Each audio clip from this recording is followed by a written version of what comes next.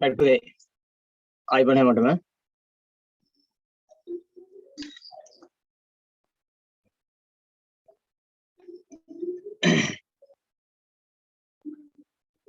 අපි එදා කතා කරලා නැත්තු අන්තිමට පළවෙනි ලෝක යුද්ධය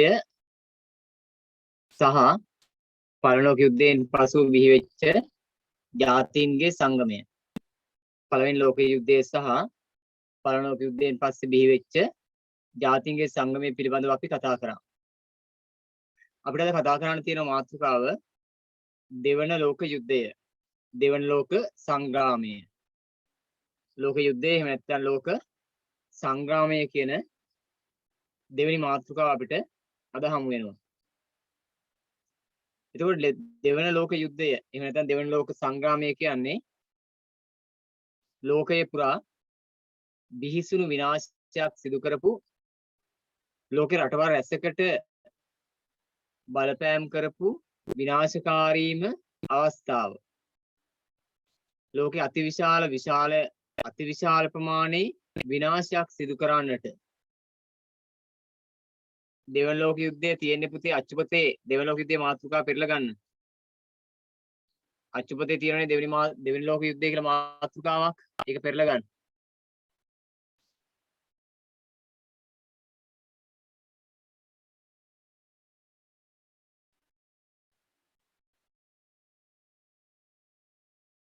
ඒකලයි අච්චුපතේ බලන්න දෙවන ලෝක යුද්ධය කියලා මාතෘකාවක් ඇති.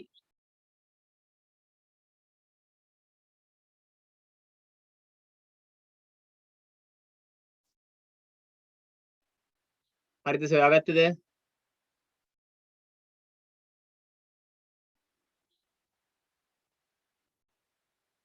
පිටු අංකය 141 තියෙනවා දෙවන ලෝක යුද්ධය කියලා මාතෘකාව. right. එතකොට පළවෙනි ලෝක යුද්ධයේ සිදු වෙලා පළවෙනි ලෝක යුද්ධයේ සිදු වෙලා වසර 20කට පසුව අති බිහිසුණු ආකාරයේ බලපෑමක් ඇති වෙනවා. ඒක දෙවන ලෝක යුද්ධය වශයෙන් අපි හඳුන්වනවා. පළවෙනි ලෝක යුද්ධය ඇති වෙලා වසර 20කට පසුව අතිවිශාල විනාශයක් සිදු කරන දෙවන ලෝක යුද්ධය ආරම්භ වුණා. පළවෙනි ලෝක යුද්ධයට වඩා පැතිරී ගිය විනාශයක් ඉතා ඉක්මනින් ලෝකේ පුරාම පැතිරෙන්නට පටන් ගත්ත යුද්ධයක් තමයි දෙවන ලෝක යුද්ධය. එතකොට මේ දෙවන ලෝක යුද්ධය කියන සිදුවීම සිදු වෙන්නේ පළවෙනි ලෝක යුද්ධයෙන් පරිහානියට පත්වෙච්ච විනාශයට පත්වෙච්ච ජර්මනිය යලි බලවත් වීම නිසා. එතකොට 1939 සිට 1945 දක්වා 1939 සිට 1945 දක්වා යුරෝපයේ රටවල් ගොඩක් මේ යුද්ධයේ ප්‍රධාන පාර්ශවකරුවෝ වෙනවා. ඊට අමතරව යුරෝපයෙන් බැහැර රටවල් ටිකකුත් මේකට සම්බන්ධ වුණා. යුරෝපයෙන් බැහැරව සිටි ඇමරිකා එක්සත් ජනපදය, ජපානය ඒ අයත් මේ යුද්ධයේ පාර්ශවකරුවන් බවට පත් වෙනවා. යුරෝපා මහද්වීපෙන් හටගත්ත යුද්ධය පසුව ලෝකයේ බොහෝ රටවල් වලට බලපෑම් කරන විනාශකාරී යුද්ධයක් බවට පරිවර්තනය වෙනවා. ඒතර අති බිහිසුණු විනාශයක් සිදු කරපු ලෝක යුද්ධය 1939 සිට 45 දක්වා වසර 6ක පමණ කාලයක් බලපැවැත්වුණා. ඒකට පසුබිම් වෙච්ච සාධක ගත්තට පස්සේ පළවෙනි ලෝක යුද්ධයට වඩා ප්‍රබල සාධක ටිකක් ඊට වඩා ගොඩාක් ප්‍රබල සාධක ටිකක් මත තමයි දෙවන ලෝක යුද්ධය ව්‍යාප්ත වෙන්නේ. අපි දන්නවා පළවෙනි ලෝක යුද්ධයේදී ප්‍රධාන වරදකරුවා වෙන්නේ ජර්මනිය. පළවෙනි ලෝක යුද්ධයේදී ප්‍රධානම වරදකරුවා වෙන්නේ ජර්මනිය. පරාජිත පුද්ගලයා බවට පත් වුණා ජර්මනිය. වරදකරුවා ජර්මනිය, පරාජිත පුද්ගලයා ජර්මනිය. ජර්මනියට සිදු වුණා අනෙක් රටවල් වලට වන්දි ගෙවීම් කරන්නත්. පැරදිච්ච ජර්මනිය විසින් යලි වන්දිත් ගෙවන්න සිදු වුණා.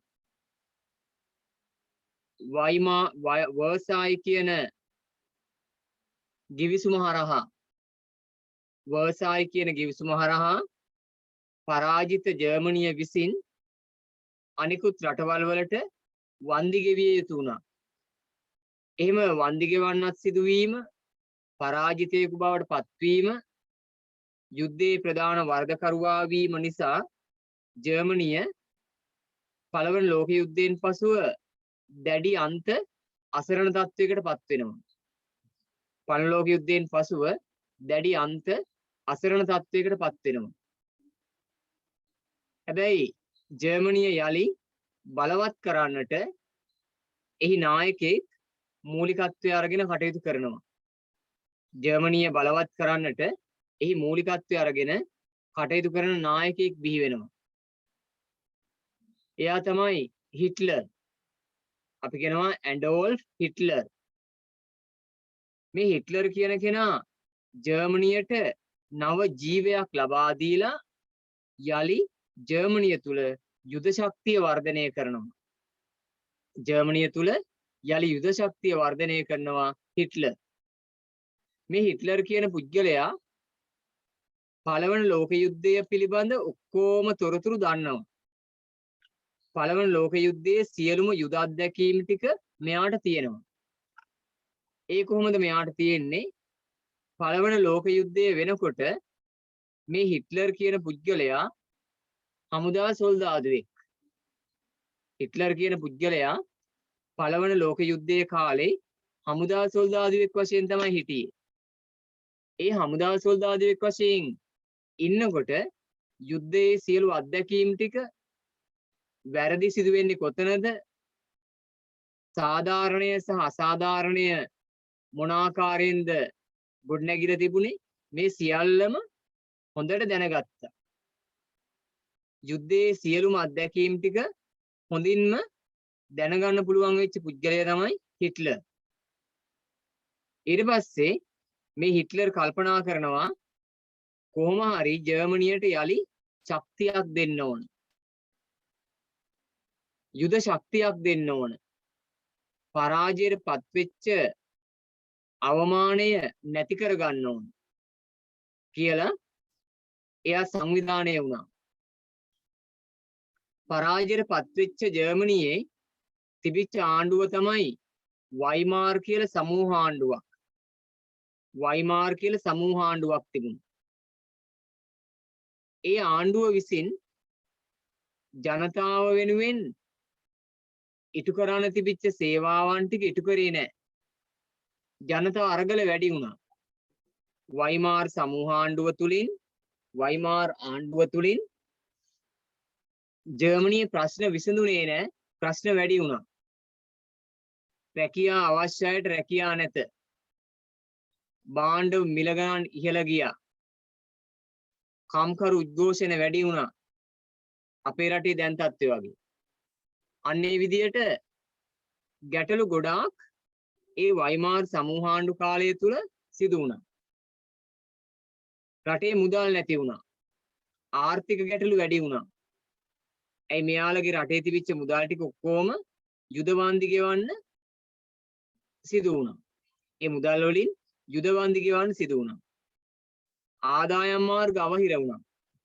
විශේෂයෙන් 1929 ලෝකයේම ආර්ථිකය විශාල පරිහානියකට ලක් වුණා. ලෝකයේම ආර්ථිකය විශාල පරිහානියකට ලක් වුණා. ඒ පරිහානිය නිසා ජර්මනිය ආර්ථිකයත් බිඳ වැටුණා. ජර්මනිය ආර්ථිකය බිඳ වැටෙනවා. ජර්මනිය අයට රැකියා දෙන්න විදියක් නැහැ. වැටුප් ලබා දෙන්න විදියක් නැහැ. කම්කරුවන්ට අවශ්‍ය වැටුප් ටික ලබා දෙන්න විදියක් නැහැ. පස්සේ මේ ආණ්ඩුව කරපු වැඩේ තමයි ඒ සියල්ල සඳහා මුදල් අච්චු ගැහුවා.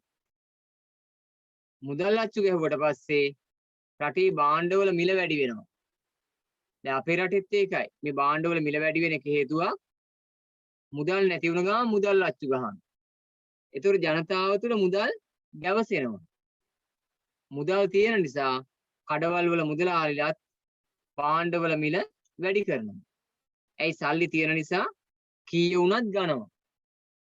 අන්න එතකොට මුදල් අච්චු ගැසීම රටේ පැවැත්මට බාධාවක්.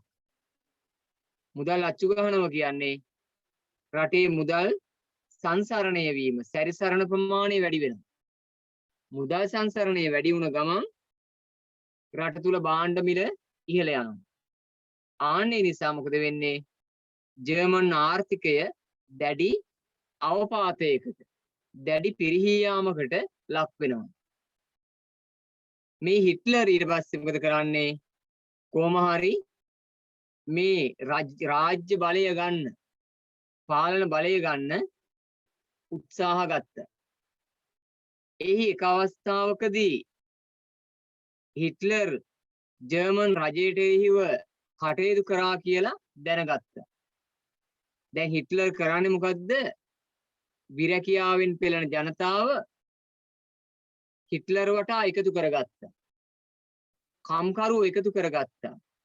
තරුණයෝ එකතු කරගත්තා. වරප්‍රසාද අහිමියා එකතු කරගත්තා. හිට්ලර් වටා ඒ අය එකතු කරගෙන රජයට එරෙහිව සංවිධානය වෙනවා. හිට්ලර් තමන්ගේ ජර්මන් රජයට එරෙහිව සංවිධානය වෙනවා. ඇයි? වයිමාර් කියන ආණ්ඩු පාලනය ජනතාවට ඇහුම්කන් දෙන්නේ නැති දුර්වල පාලනයක්. භාණ්ඩවල මිල වැඩි කරපු දුර්වල පාලනයක්. රැකියා සපයන්නේ නැති සාර්ථක නැති පාලනයක්. ඒ නිසා අර ගැටලු වලින් පීඩා විඳින සියලුම ජර්මානෝ ටික හිට්ලර් එකතු කරගත්තා. හිට්ලර්ගේ ප්‍රකාශනයේ යටතේ එකතු කරගත්තා.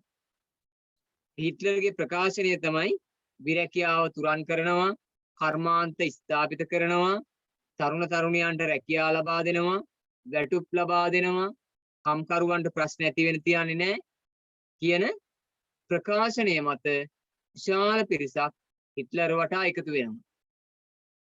ඊට පස්සේ වයිමාර් සමූහාණ්ඩු පාලනයට රජයට ආරංචි වුණා හිට්ලර් ප්‍රජාතන්ත්‍රවාදී විරෝධී, එහෙම නැත්නම් ආණ්ඩු විරෝධී ප්‍රතිපත්තියක් අනුගමනය කරනවා කියලා හිට්ලර් සිරබාරයට ගත්තා. හිට්ලර් ආණ්ඩු විරෝධී ප්‍රතිපත්තියක ඉන්නවා. ඒ නිසා මෙයා රජයට එරෙහිව කුමන්ත්‍රණ කරනවා. රජයට එරෙහිව කුමන්ත්‍රණ කරන නිසා මෙයා අත්අඩංගුවට ගත්තා. තිරේ දාලා තිබුණා. ඒ වෙලාවේ මෙයා විසින් මොකද කරන්නේ? සිරකූඩුවේ ඉන්න ගමන් එයා රටවැසියන්ට විවිධ දේ ලියලා එවනවා. රටවැසියන් අමතනවා. ලියලා ඒව එවනවා අනුගාමිකයන්ට. ඒකේ තියෙන්නේ මොකද්ද?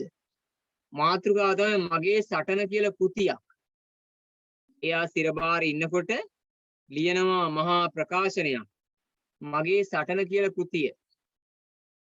ඒක තුල අන්තර්ගත වෙන්නේ ජර්මනිය යලි එක්සත් කරනවා කියන එක. පරාජයටපත් වූ ජර්මනියට අවමානයක් වන්නට ඉඩ දෙන්නේ නැහැ මම. කවුද? හිට්ලර්. මගේ සටන කෘතියේ ඒ වගේ ජර්මානුවන් තුල බලයක් ඇතිවන විදිහේ කෘතියක් ලියන්න පටන් ගත්තා. සිරබාරයෙන් එළියට ආපු මෙයා එරට රජයට එකතු වෙනවා. රජයට නෙවෙයි, පාර්ලිමේන්තු බලයට එකතු වෙනවා. පාර්ලිමේන්තු බලයට එකතු වෙනවා. ඒ පාර්ලිමේන්තුව පුතේ ජර්මනිය තුල හඳුන්වන්නේ, පාර්ලිමේන්තුව ජර්මනිය තුල හඳුන්වන්නේ රිච්ටාග් කියලා. රියන්න අල්සයන් රිච්ටාග් බලය කියලා. පාර්ලිමේන්තු බලය ලබා ගත්තා. ටික දවසක් යනකොට එයා තමන්ගේ බලය වැඩි කරගෙන ජර්මනියේ ප්‍රධාන නායකයා බවට පත් වුණා. ජර්මනිය තුල හිට්ලර්ගේ දේශපාලන දර්ශනයක් තිබුණා.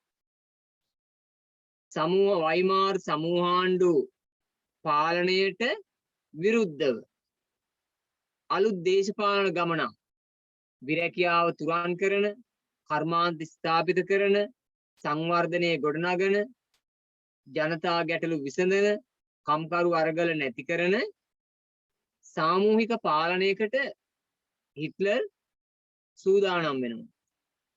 අන්න ඒ වෙලාවේ හිට්ලර් තමන්ට කැමති අය ඔක්කොම එකතු කරගෙන හිට්ලර් වටා එකතු වෙන කැමති ඔක්කොටම එකම දේශපාලන දර්ශනයක් හදලා දුන්නා. අපි ඒකට කියනවා හිට්ලර්ගේ නාසිවාදී සංකල්පය. නාසිවාදී. එහෙම නැත්නම් නයන අල්ටයන්. නට්සිවාදී. ජර්මනිය තුල හිට්ලර් ගොඩනගනවා නට්සිවාදී. එහෙම නැත්නම් නාසිවාදී සංකල්පය. ඒකට විශාල පිරිසක් එකතු වෙනවා. ඒ දේශපාලන පක්ෂයට විශාල පිරිසක් එකතු වෙනවා. එකතු කරලා පවත්තු මැතිවරණයෙන් මෙයා බලයටපත් වුණා. මෙයා දැන් ජර්මනියේ ප්‍රධාන බලවතා අධිරාජ්‍ය වශයෙන් කටයුතු කරනවා. කවුද? හිට්ලර්. ඔන්න දැන් හිට්ලර් පාලනයට ආවා. දැන් තාම මෙයා දන්නවා ජර්මනියට අවමානයක් උනේ ඇයි කියලා. අසාධාරණ ලෙස ජර්මනියට දඬුවම් දුන්නේ ඇයි කියලා දැන් ජර්මනියට දැනෙනවා.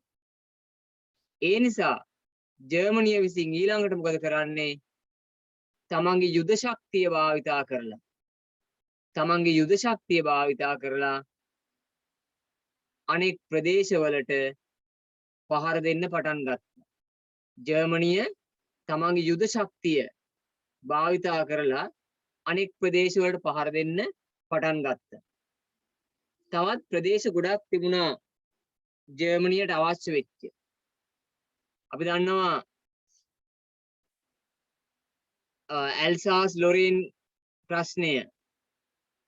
ඒ වෙලාවේ ප්‍රංශෙත් එක්ක ජර්මනිය තිබිච්ච තරහ තව වැඩි කරගත්තා.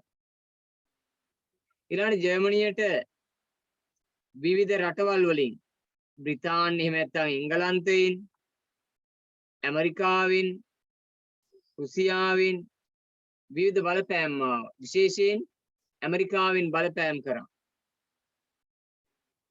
එතකොට මෙයා මොකද කරන්නේ? මේ හිට්ලර් ඒ හැම දෙයකටම මුහුණ දෙන්න පුළුවන් විදිහේ ලොකු දේශපාලන කණ්ඩායමක් රැස් කරගත්තා. අපි යාට කියනවා නාසිවාදී දර්ශනයේ ඉන්න අය. නාසිවාදී.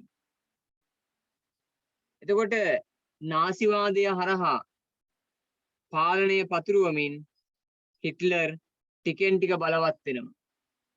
හිට්ලර්ට ඊළඟට අවශ්‍ය වෙනවා අවට ප්‍රදේශ අල්ලගන්න. ඇයි? ජර්මනිය විසින් අල්ලාගත්ත ගොඩක් ප්‍රදේශ ප්‍රංශය ඊට පස්සේ ඉතාලිය නෙවෙයි ප්‍රංශය එංගලන්තය කියන රටවල් උදුරගත්තා.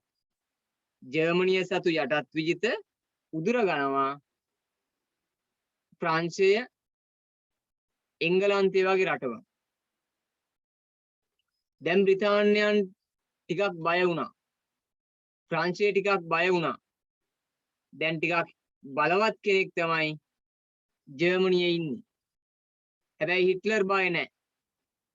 හිට්ලර්ට අවශ්‍ය වුණා එක එක රටවල් වල සිර කරගෙන ඉන්න ජර්මානුවෝ ටික ගෙන්න ගන්න. ජර්මනිය ගාවම තිබිච්ච තවත් රටක් තමයි චෙකෝස්ලෝවියාව කියලා රට. චෙකෝස්ලෝවියාව. ජර්මනියට ගහන වෙලාවේ ගොඩාක් ජර්මානුවෝ දුවල ගියේ චෙකෝස්ලෝවියාව කියන රටට. ජර්මනිය පළවන ලෝක යුද්ධයේදී පරදිනකොට ජර්මනිය දපු ගොඩාක් පිරිස දුවල නැවතුනේ ගිහිල්ලා චෙකෝස්ලෝවියාව කියන රටේ. ඊට පස්සේ හිට්ලර් මොකද කරන්නේ? යුද්ධය ඉවර වෙච්ච නිසා එයා ප්‍රකාශනයක් කරන මොකද්ද? පළවන ලෝක යුද්ධයට බය වෙලා ගිහිල්ලා තැන් වල පදිංචි වෙච්ච අය එන්න යාලි ජර්මනියට. එන්න යාලි ජර්මනියට කියලා කතා කරා. පිරිසක් ආවා ගොඩක් පිරිස ආවේ නැහැ. ගොඩක් පිරිස ආවේ නැහැ. චෙකෝස්ලෝවියාවේ එක ප්‍රාන්ත ප්‍රදේශයකම ඉන්නේ ජර්මානුවෝ. චෙකෝස්ලෝවියාව එක ප්‍රදේශයක සම්පූර්ණයෙන්ම ඉන්නේ ජර්මානුවෝ. ඒ වෙලාවේ චෙකෝස්ලෝවියාවට කිව්වා මේ ජර්මානුවෝ ඉන්න ඔහෙලගේ රටේ ටික අපිට ඕන. හිට්ලර් කියනවා මේ ජර්මානුවෝ ඉන්න මෙන්න මේ චෙකෝස්ලෝවියාවේ මේ ප්‍රදේශය අපට ඕන. එයාලා එන්නේ නැත්නම් ඒ ඉඩමත් එක්ක අපි ගන්නවා කියලා ඒ ටික මුලින්ම අල්ල ගන්න කටයුතු කරා.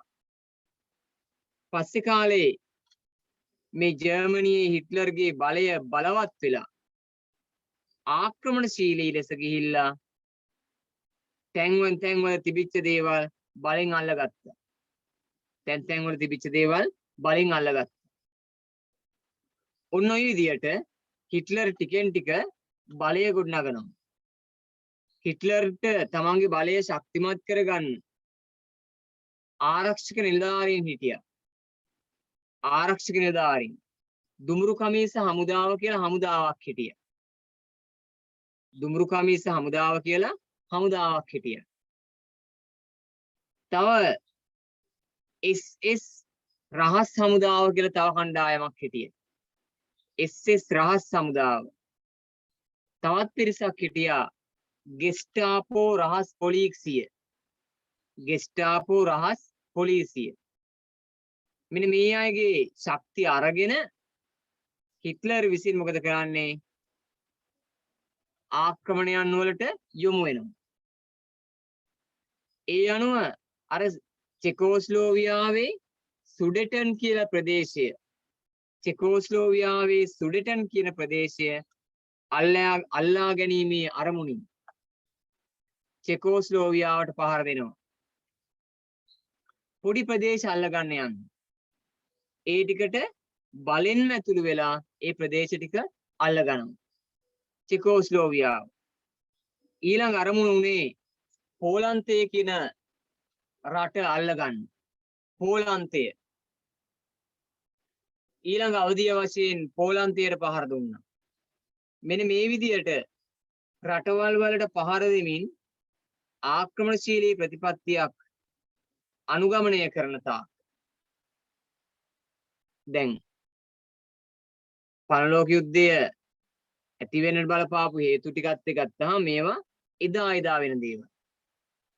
එතකොට දෙවන ලෝක යුද්ධයේ වෙලාවේ හිට්ලර් නායකයෙක් බවට පත් වුණාට ඊට පෙර එයා හමුදා සොල්දාදුවෙක්.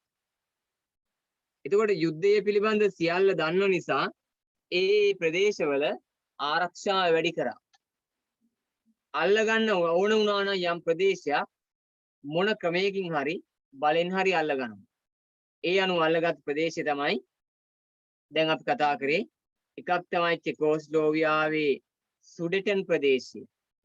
එකක් තමයි චෙකෝස්ලෝවියාවේ සුඩෙටන් ප්‍රාන්ත ප්‍රදේශය. මොකද්ද මේ හිට්ලර් අල්ලගත් ප්‍රදේශය? අනිත් එක තමයි පෝලන්තයට ගහලා පෝලන්තය අල්ලගත්තා. මෙන්න මේ විදියට හිට්ලර් දැඩි පාලන ප්‍රතිපත්තියක නිරත වීම නිසා සියලු කටයුතු සාර්ථකත්වයටපත් වුණා. ඒත් ජර්මනිය ටික දවසකින් යලි පරාජයට පත් වෙනවා. දෙවන ලෝක යුද්ධෙනුත් ජර්මනිය පරාජයට පත් වුණා. හරි. ලියන්න පුතේ මාතෘකාව දෙවන ලෝක යුද්ධය කියලා. මාතෘකාව ලියන්න දෙවන ලෝක යුද්ධය.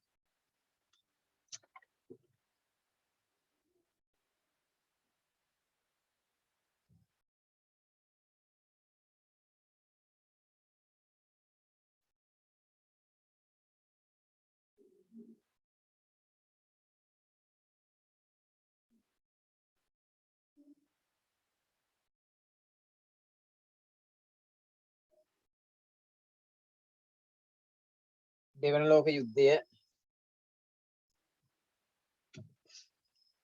ඒ යටතේ අපි ලියමු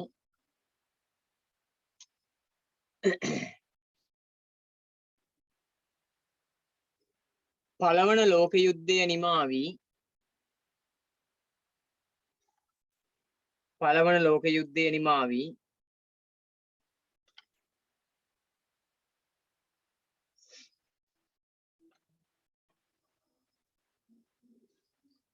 වසර 20කට පසු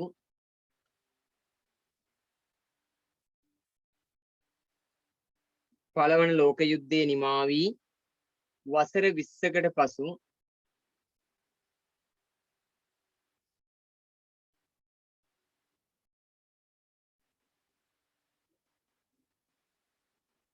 වසර 20කට පසු 1939 ආරම්භ වී 1939 ආරම්භ වී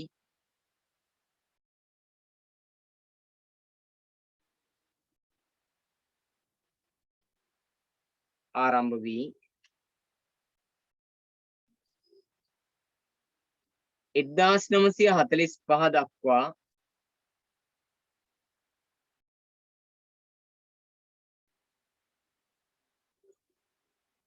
1945 දක්වා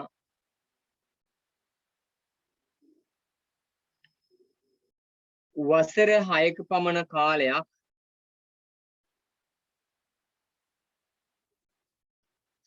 වසර 6ක පමණ කාලයක්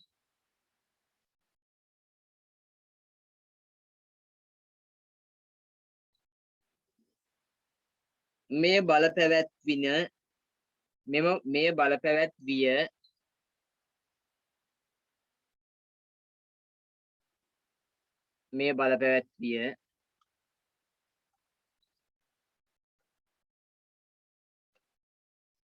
අලුත් රූලකින්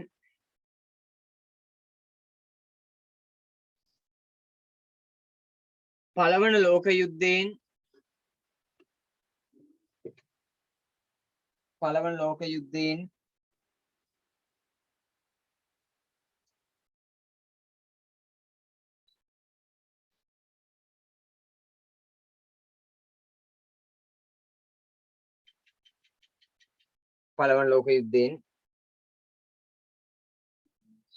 පරාජයට පත් වූ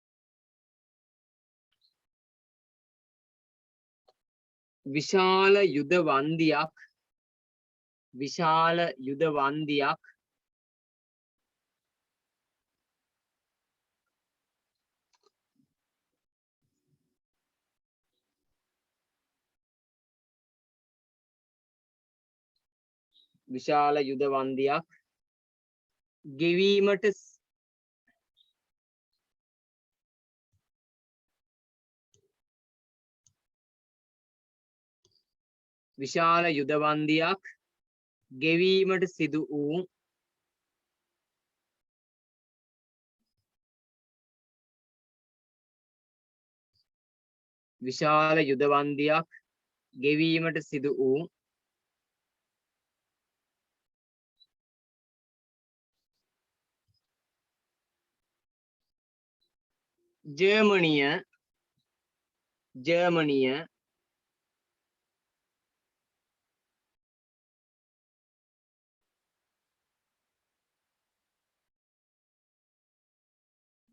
ජර්මනිය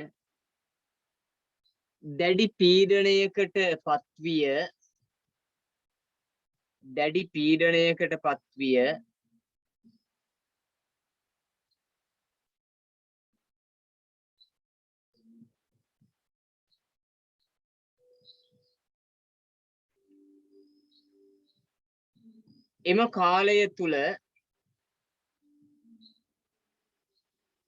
එම කාලය තුළ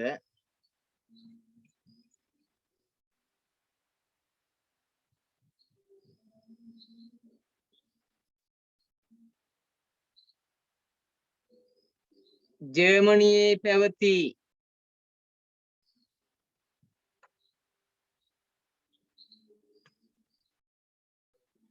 වයිමාර් සමූහාණ්ඩුවද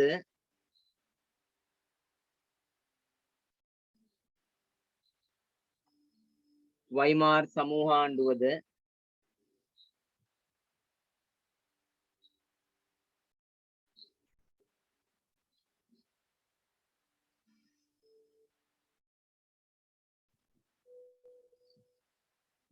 රටේ පාලනය සාර්ථක කිරීමට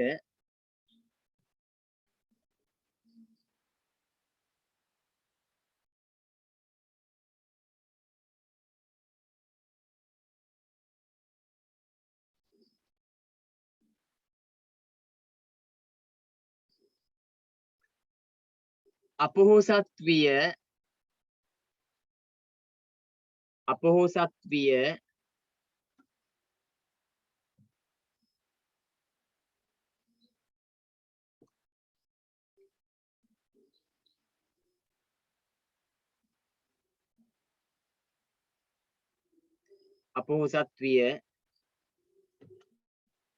එතැන් සිට ඇති වූ ගැටලු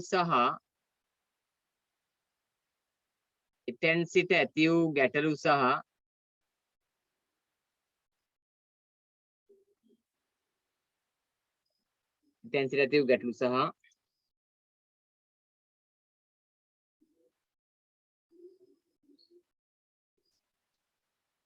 වෙනත්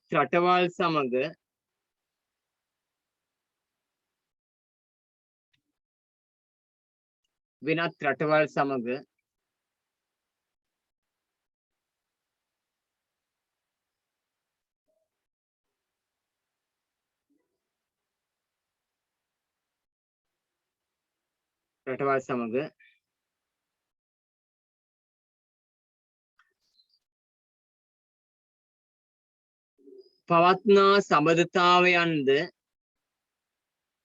පවත්නා සබඳතාවයන්ද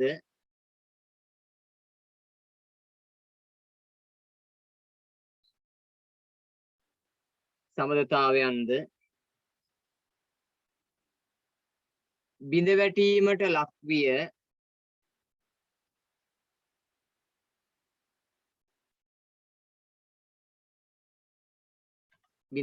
ලක්විය.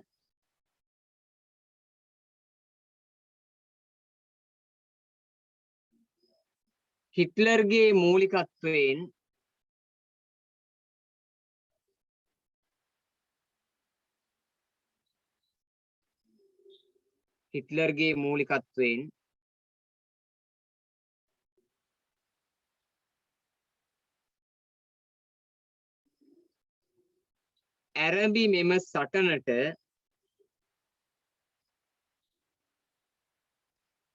ඇරඹි මෙම සටනට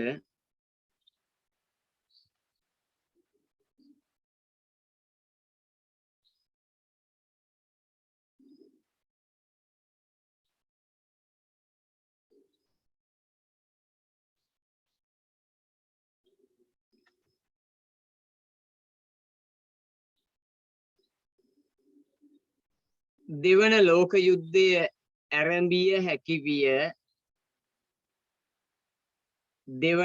යුද්ධය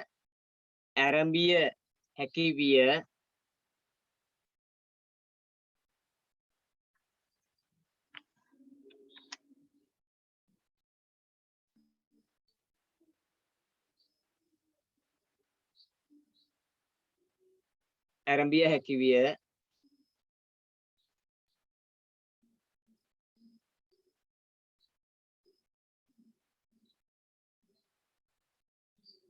චුටි මාතෘකාවක් දාන්න. දෙවන ලෝක යුද්ධයට බලපෑ හේතු. දෙවන ලෝක යුද්ධයට බලපෑ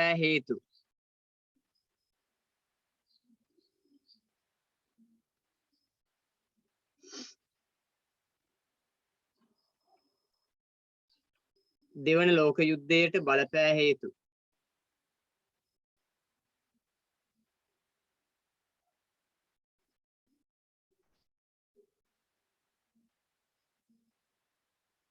දෙවන ලෝක යුද්ධයට බලපෑ හේතු.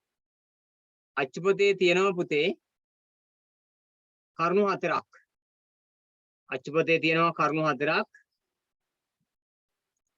ජර්මනියේ හිට්ලර් බලවත් වීම හා ක්‍රියාකලාපය. ජර්මනියේ හිට්ලර් බලවත් වීම හා ක්‍රියාකලාපය. තව එකක් තියෙනවා ඉතාලියේ මුසෝලිනීගේ ක්‍රියාකලාපය. ඉතාලියේ හිටිය අධිරාජ්‍යවාදී පාලකයෙක්. එයා තමයි බෙනීටෝ මුසෝලිනී. ඉතාලියේ ඉන්නවා අධිරාජ්‍යවාදී පාලකයෙක්. එයා තමයි බෙනීටෝ මුසෝලිනී. ජර්මනියේ ඉන්නවා හිට්ලර්. ජර්මනියේ ඉන්නවා හිට්ලර්. ඊට පස්සේ මෙතෙන්ට තව අදාළ අය සම්බන්ධ කරගත්තා. සම්බන්ධ කරගෙන යුද්ධ කරනකොට මෙන්න තවත් සාධකයක් මතුවුණා. මොකද්ද? එයාලා යුද්ධේ පටන් ගත්තේ 1939. ඒ ජාතින්ගේ සංගමය පිහිටවා ගත්තේ අවුරුදු කිහිපයකට නේ. අවුරුදු 20කට. ජාතින්ගේ සංගමය පිහිටවා ගත්තේ අවුරුදු 20කට. ඉතින් 20 ඉවරන විතරයි යුද්ධේ පටන් ගත්තා. එහෙනම් අනිත් එක තමයි ජාතින්ගේ සංගමයේ දුර්වලතාව. එකක් තමයි එතකොට හිට්ලර්ගේ නැගීම සහ ක්‍රියාකලාපය. දෙවෙනි එක ඉතාලියේ අපි කියනවා බෙනීටෝ මුසෝලිනී. මුසෝලිනීගේ ක්‍රියාකලාපය. තුන්වෙනි එක තියෙනවා දෙවන ලෝක යුද්ධයේදී ජාතීන්ගේ සංගමේ දුර්වලතාව. තව එකක් තියෙනවා ජපානයේ ආක්‍රමණශීලී ප්‍රතිපත්තිය. ජපානයේ ආක්‍රමණශීලී ප්‍රතිපත්තිය. දැන් කරුණු හතර ලියන්න පුතේ බලන්න. 142 පිටුවේ ඉඳලා තියෙනවා. 142, 43, 44 පිටුවල තියෙනවා දෙවන ලෝක යුද්ධයට බලපාපු හේතු සාධක 4.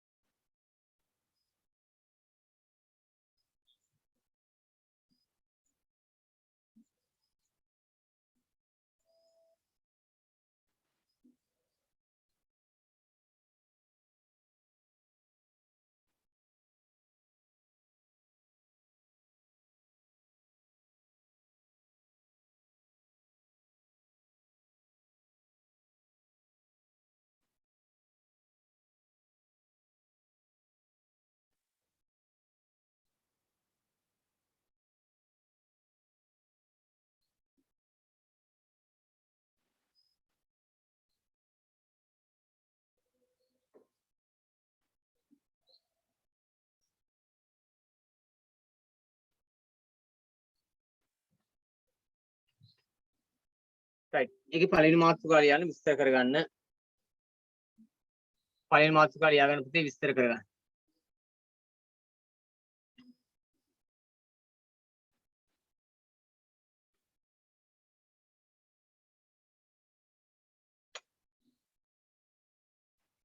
විස්තර කරන්න පුළුවන් ඕනද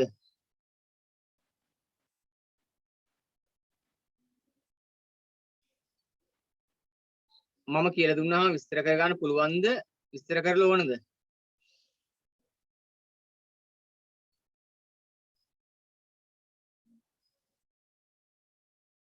කියන්නකෝ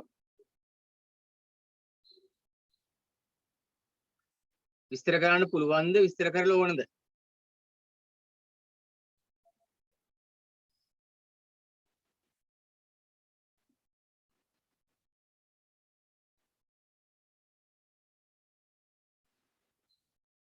කියන්න පුතේ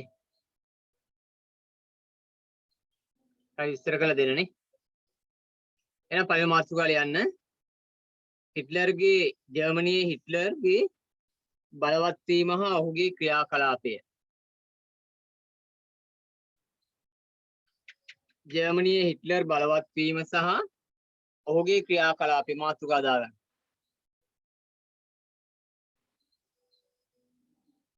එතකොට හිට්ලර් කියලා කියන්න එපා හිට්ලර් කියලා කියන්නේ පළවෙනි ලෝක යුද්ධේ කාලේ ඉඳපු හමුදා සොල්දාදුවෙක් එයා හමුදා සොල්දාදුවෙක් එතකොට එයා පළවෙනි ලෝක යුද්ධෙත් තිබිච්ච සියලුම යුද අත්දැකීම් ටික දන්නවා යුද්ධයේ සියලුම දේවල් ටික දැනගත්තා යුද්ධයෙන් පස්සේ ජර්මනිය පාලනය කරන වයිමාර් සමූහාණ්ඩු පාලනය දුර්වල පාලනයක් බවත් හිට්ලර් දැක්කා. ඒ පාලනය දුර්වල වීම නිසා ජර්මනිය තුල රැකියා ප්‍රශ්න ආවා. ආහාර ප්‍රශ්න ආවා. ගොවීන්ට විවිධ ප්‍රශ්න ආවා. කම්කරු ප්‍රශ්න ආවා.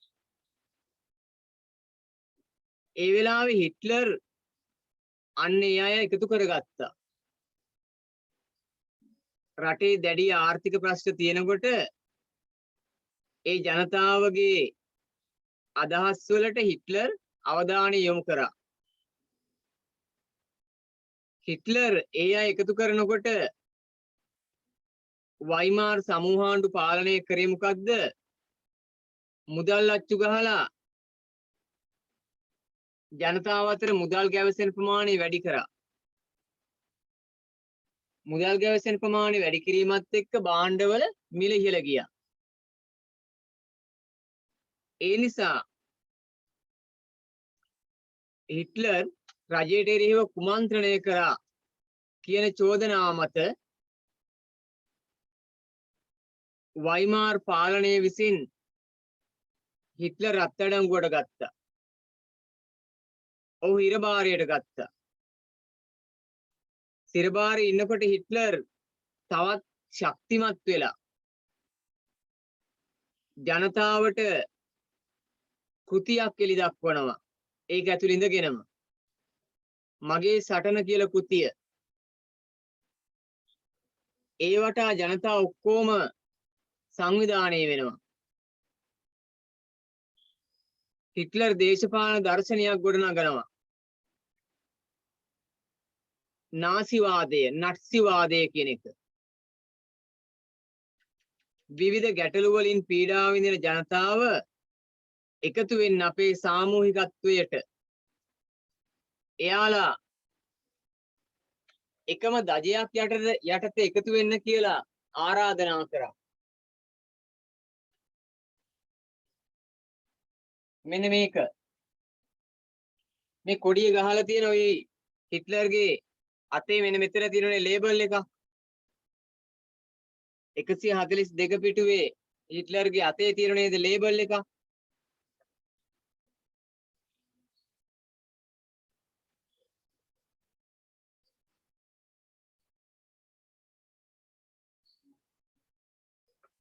මේක කියනවා ස්වස්තික භවයේ සංකේතය.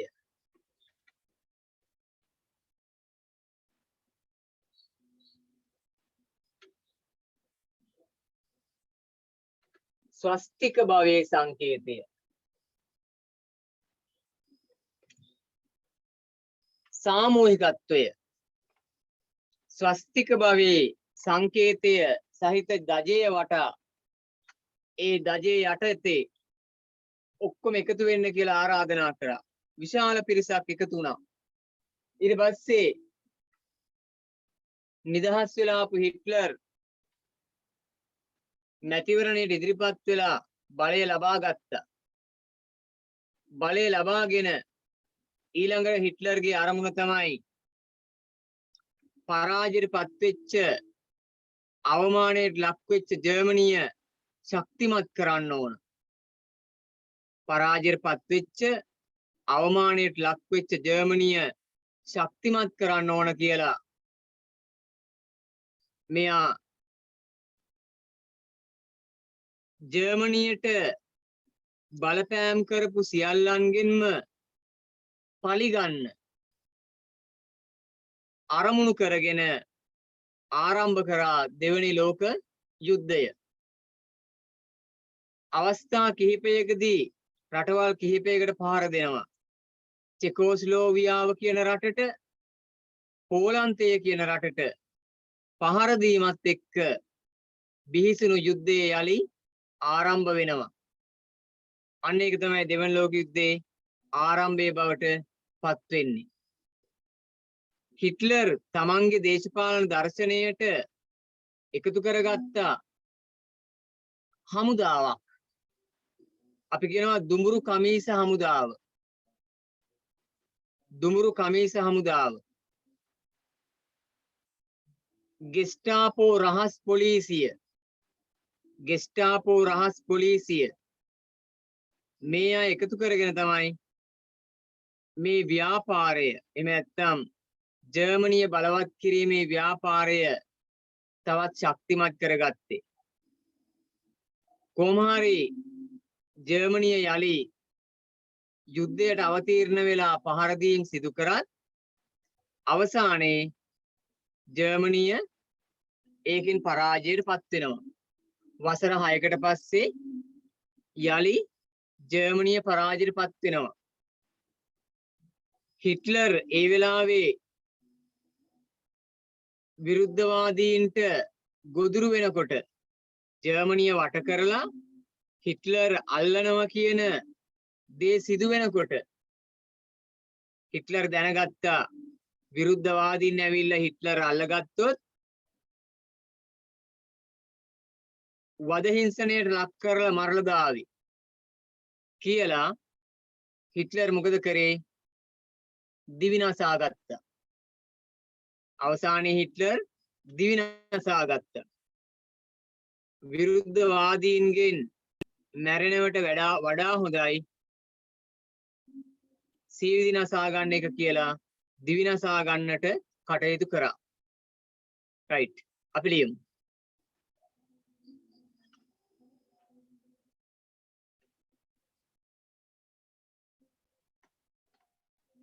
ලියන්න.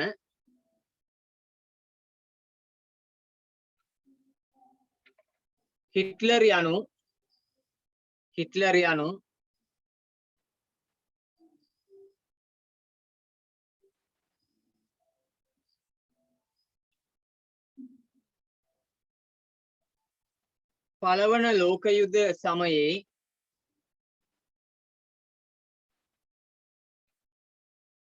පළවන ලෝක යුද්ධ සමයේ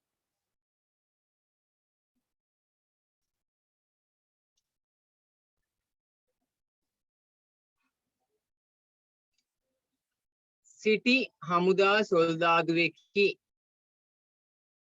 පළවන ලෝක යුද්ධ සමයේ සිටි හමුදා සොල්දාදුවෙකි.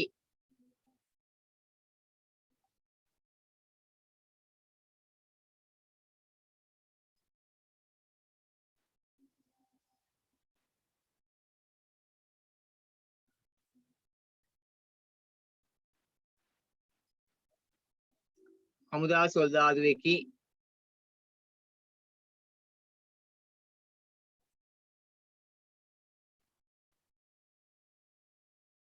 යුද්ධයේ සියලු අත්දැකීම්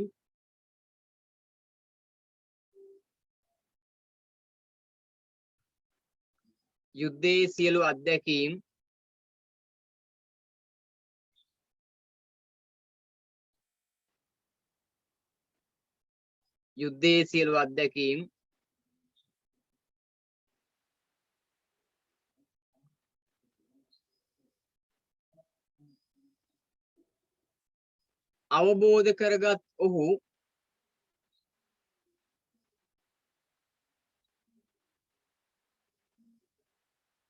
අවබෝධ කරගත් ඔහු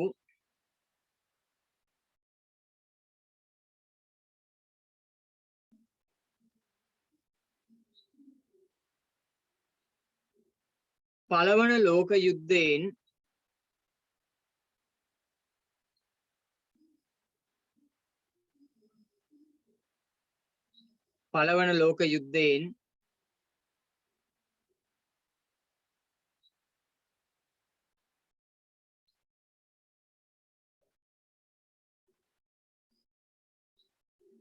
ජර්මනියට ඇති වූ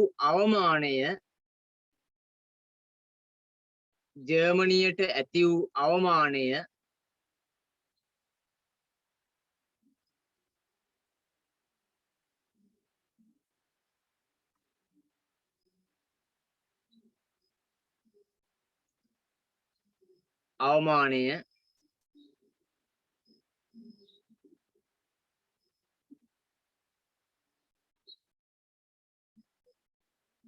නැති කර ගැනීම සඳහා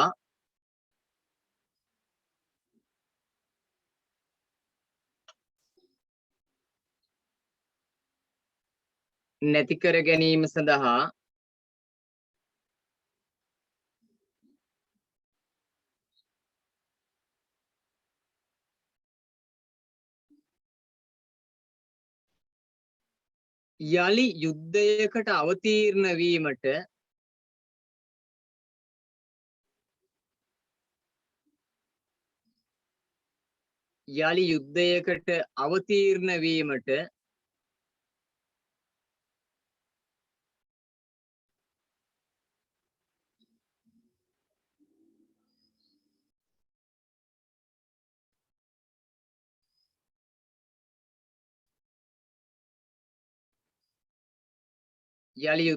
අවතීර්ණ වීමට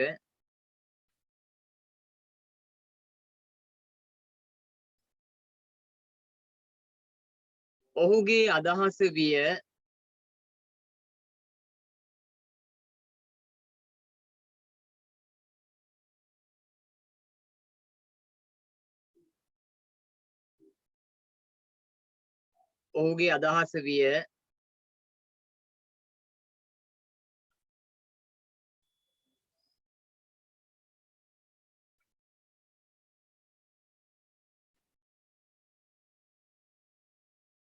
අලුත් රූලකින් ලියන්න අලුත් රූලකින්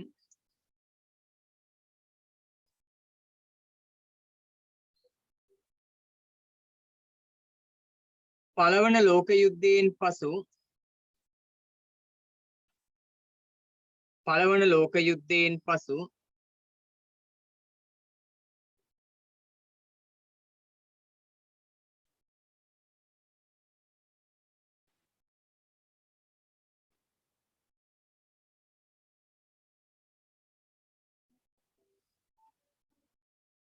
ජර්මනියේ පැවතියේ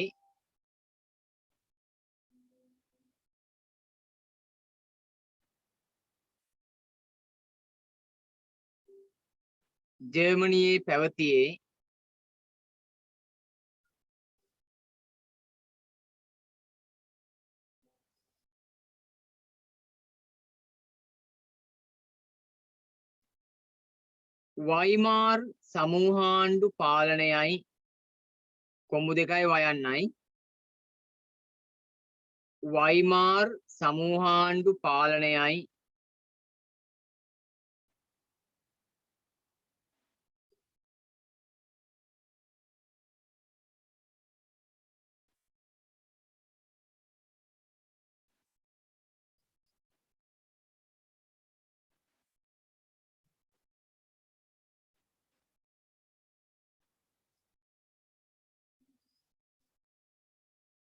වයිමාර් සමූහාණ්ඩු පාලනයයි.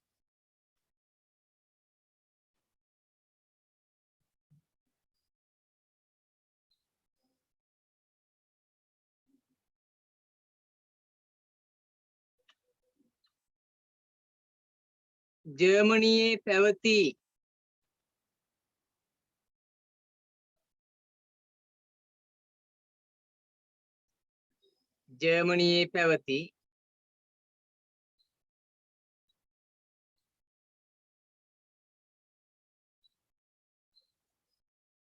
ජනතා ගැටලු විසඳීමට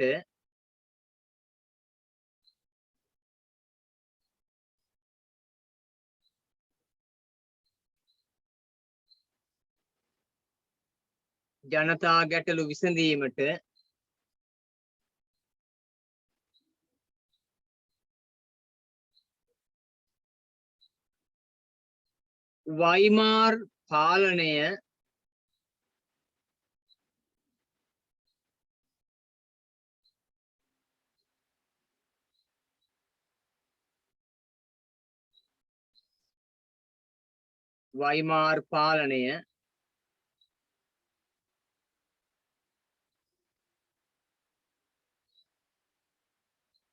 අපොහොසත්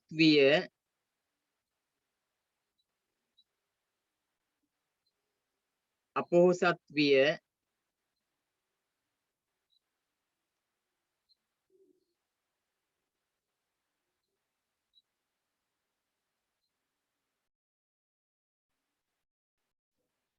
යුද වන්දි ගෙවීමට සිදුවීමත්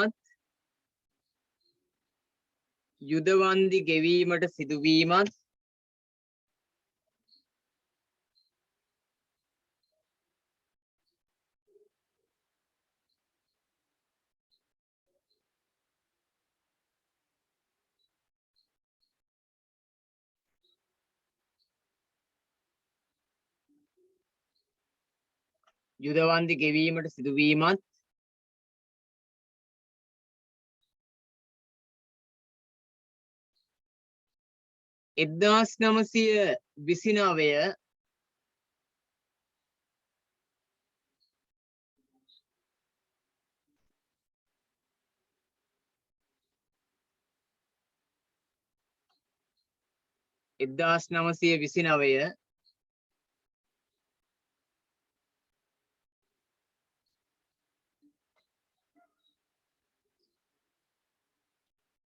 ලෝක ආර්ථික පරිහානියත්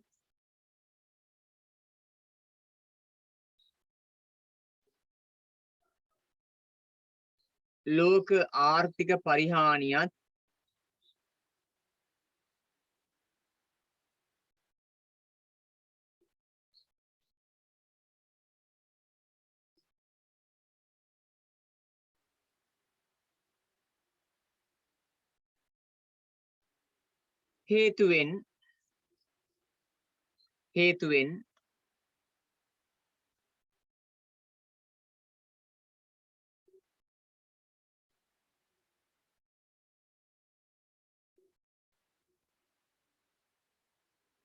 වයිමාර් පාලනය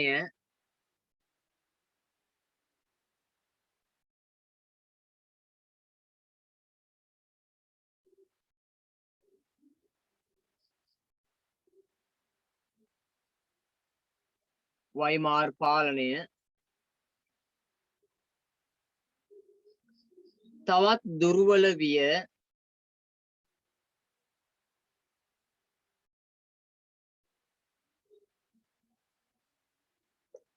දුර්වල විය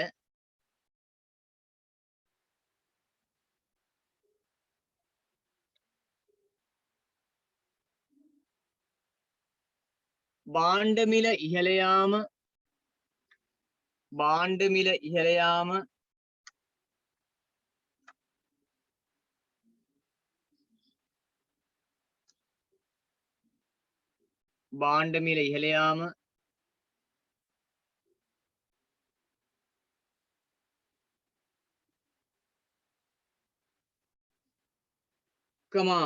විරැකියාව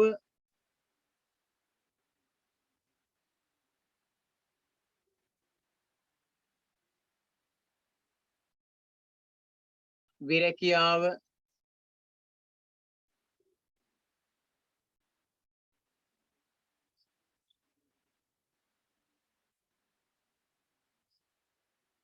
කමා කම්කරු වැඩ වර්ජන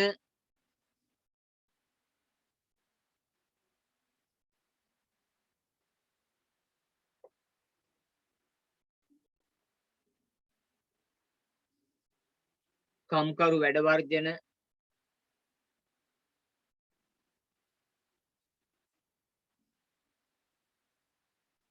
වැනි ගැටලු දිගින් දිගටම වැඩිවීම නිසා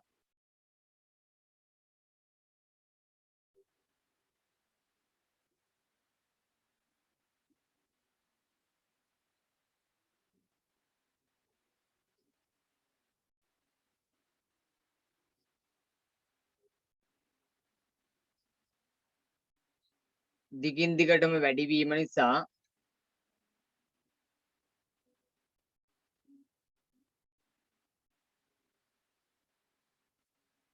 හිට්ලර් එම ගැටලු විසඳීම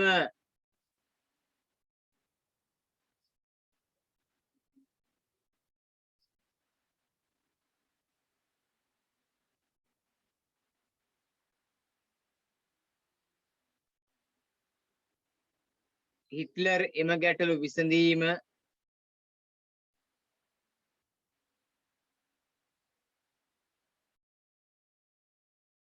සිදු කරන්නේය යන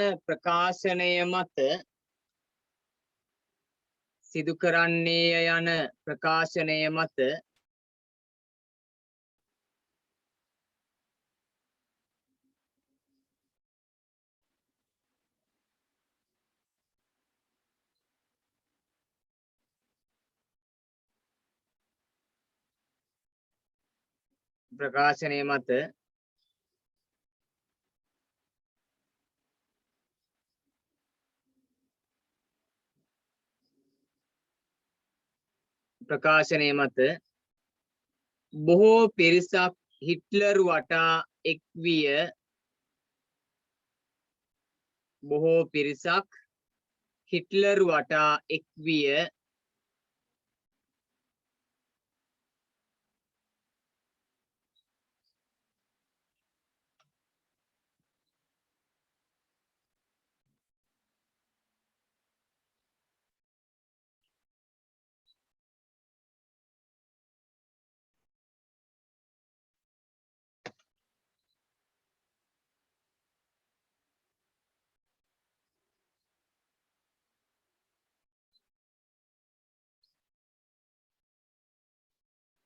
විය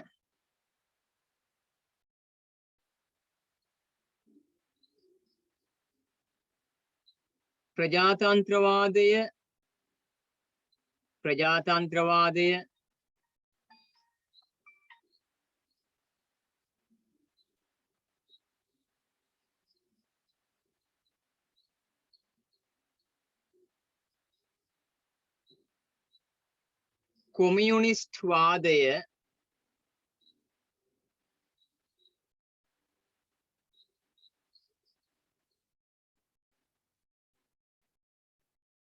කොමියුනිස්ට් වාදය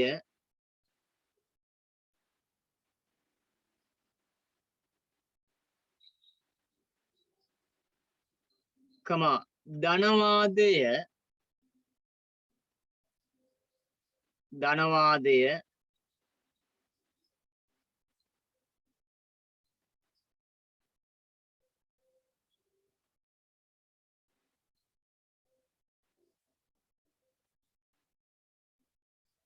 යන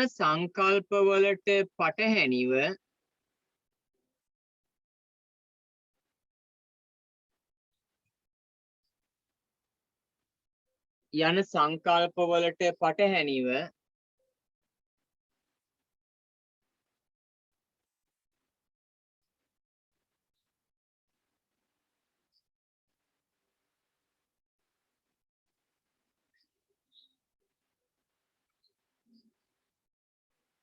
නට්සිවාදය නයනල්ට අයන්න නාසිවාදය කිව්වත් හරි හොඳේ නට්සි එහෙම නැත්නම් නාසි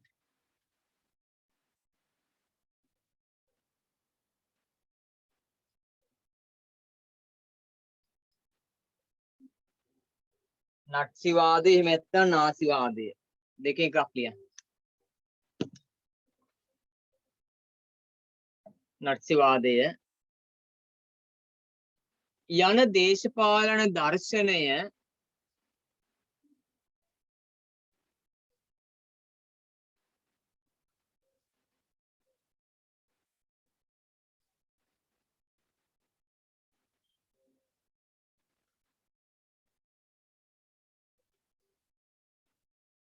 හිට්ලර් විසින් ගොඩනගන ලදී.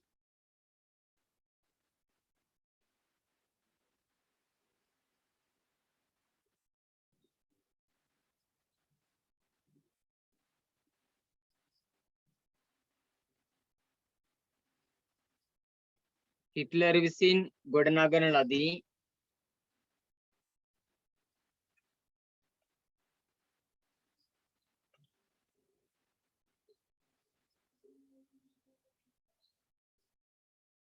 අලුත් රුලකින් ලියන්න. අලුත් රුලකින්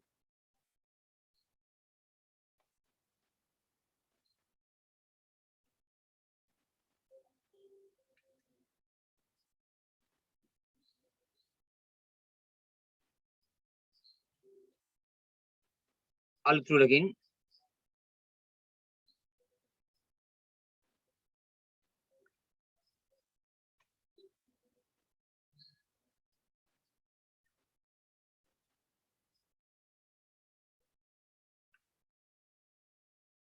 වයිමාර් රජයට වයිමාර් රජයට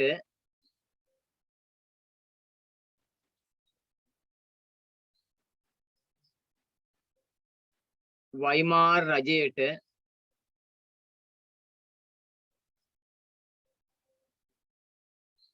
කුමන්ත්‍රණය කළේය යන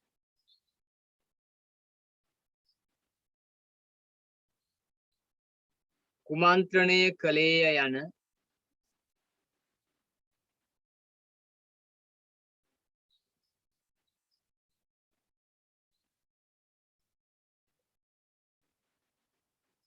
චෝදනාව මත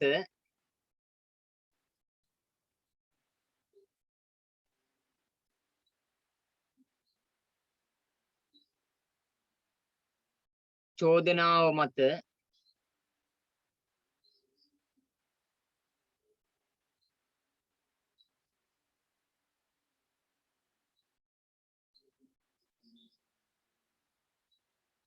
එක් අවස්ථාවක සිරභාරයට ලක් වූ හිට්ලර් එක් අවස්ථාවක සිරභාරයට ලක් වූ හිට්ලර්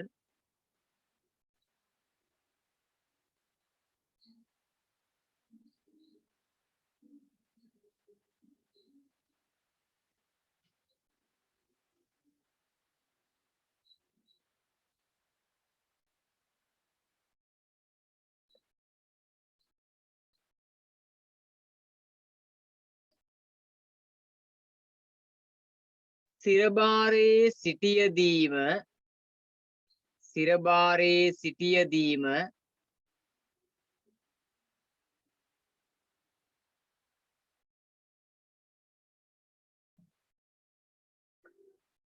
මගේ සටන යන කෘතිය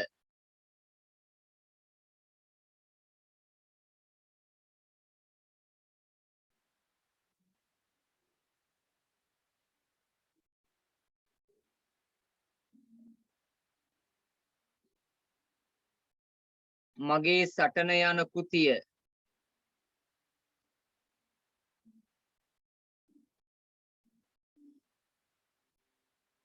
ලියා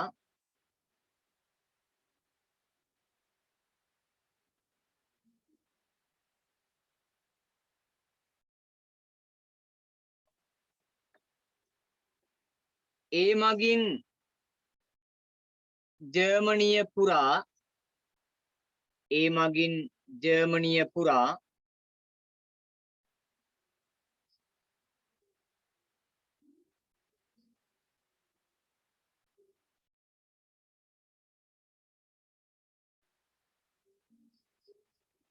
නාසිවාදය පතුරුවන ලදී.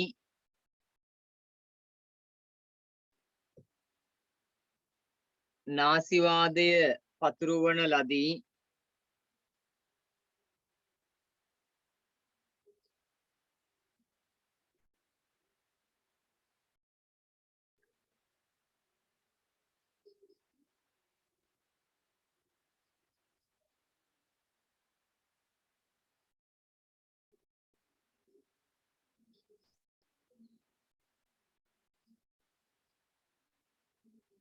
අලුත් රුවකින්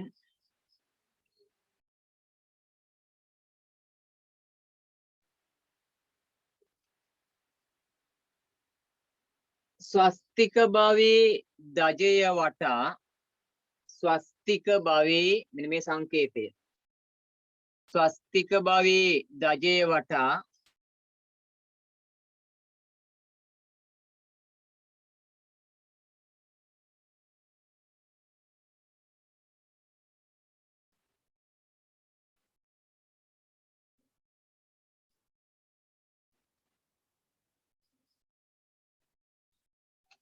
විශාල පිරිසක් රැස් කර ගනිමින්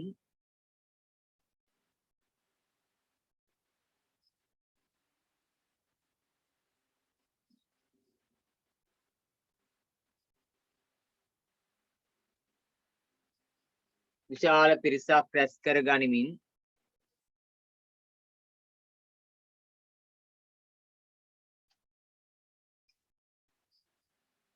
දුමුරු කමීස හමුදාව දුමුරු කමීස හමුදාව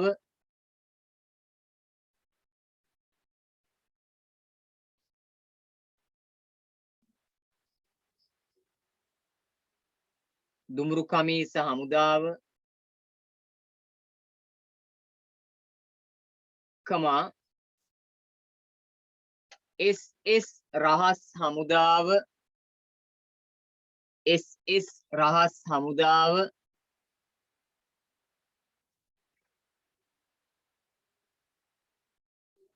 SS රහස් හමුදාව කමා ගෙස්ටාපෝ රහස් පොලිසිය ගෙස්ටාපෝ රහස් පොලිසිය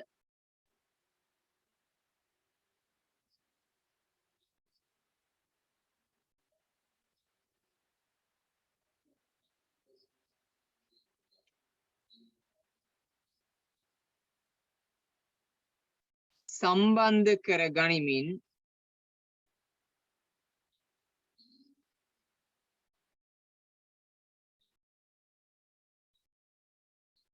සම්බන්ධ කර ගනිමින්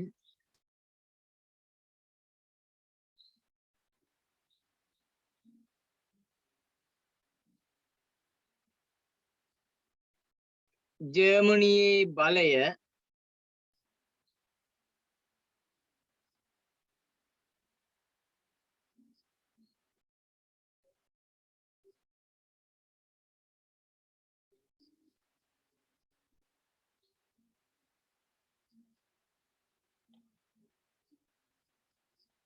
ජර්මනියේ බලය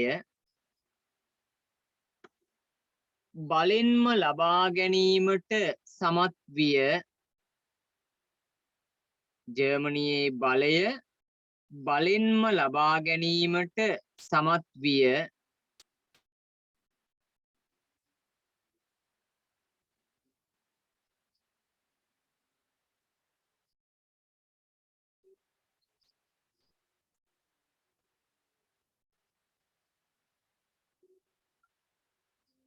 අනෙක් දේශපාලන පක්ෂද තහනම් කළහ අනෙක් දේශපාලන පක්ෂද තහනම් කළහ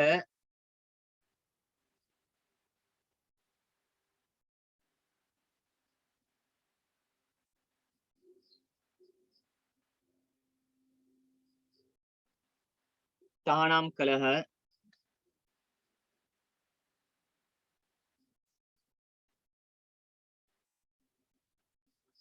අලුත් රුලකින්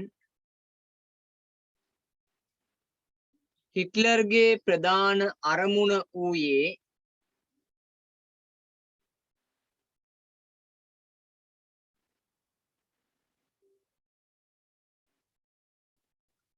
හිට්ලර්ගේ ප්‍රධාන අරමුණ වූයේ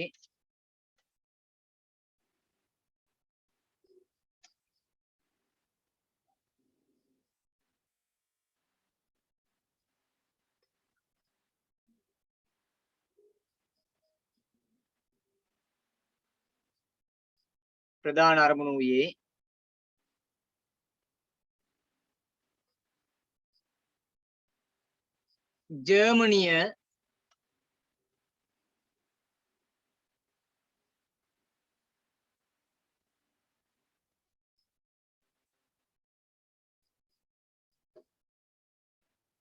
අවමානයෙන් මුදවාගෙන, ඒ කියන්නේ පළමු ලෝක යුද්ධයෙන් අවමානයට ලක් වෙනවනේ.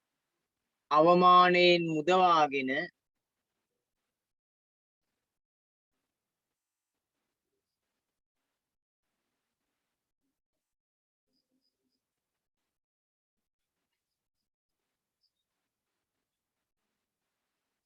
යලි බලවත් කිරීමටයි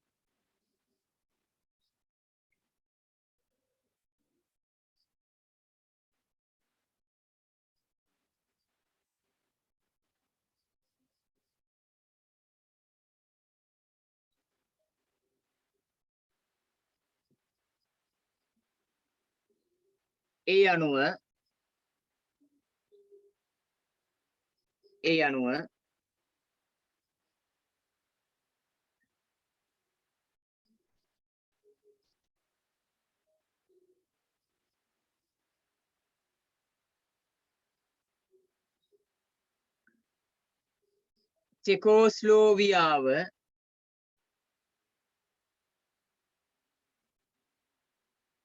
චෙකෝස්ලෝවියාව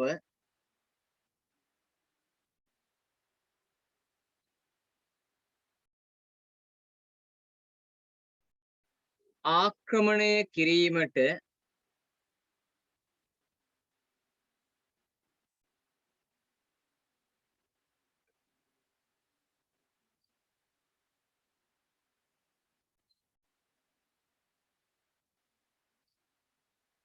එක්දාස් නවසිය තිස් අටේදී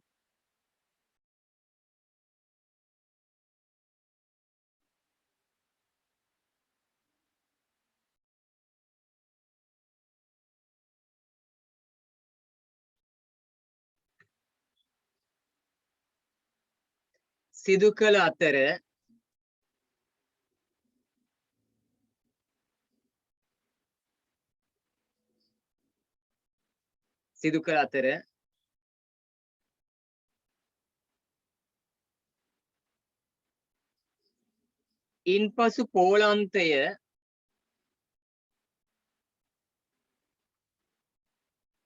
ඉන්පසු පෝලන්තය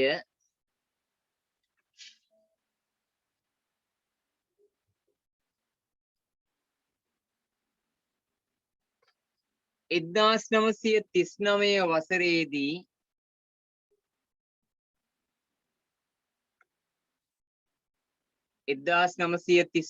වසරේදී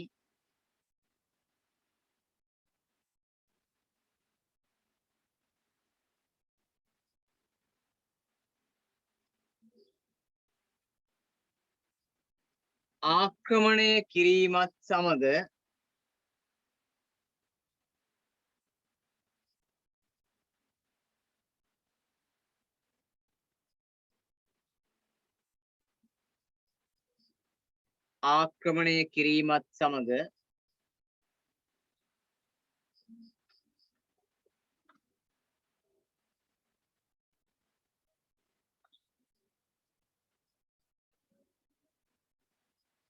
පෝලන්තය සමග මිත්‍ර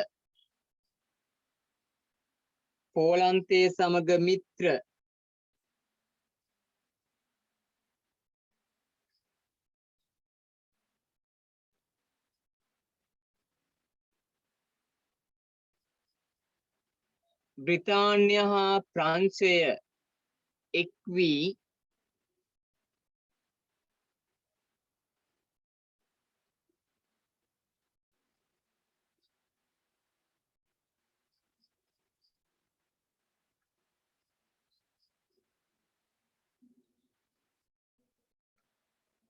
ජර්මනිය හා ප්‍රංශය හා බ්‍රිතාන්‍ය එක් වී ප්‍රංශය හා බ්‍රිතාන්‍ය එක් වී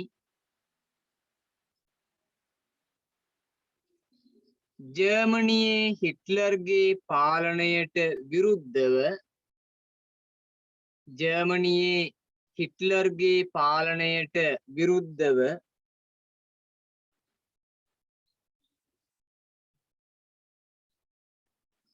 ජර්මනියේ හිට්ලර්ගේ පාලනයට විරුද්ධව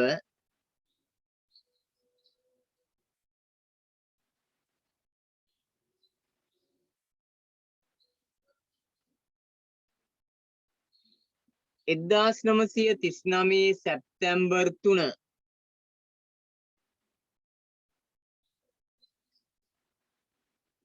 1939 සැප්තැම්බර් 3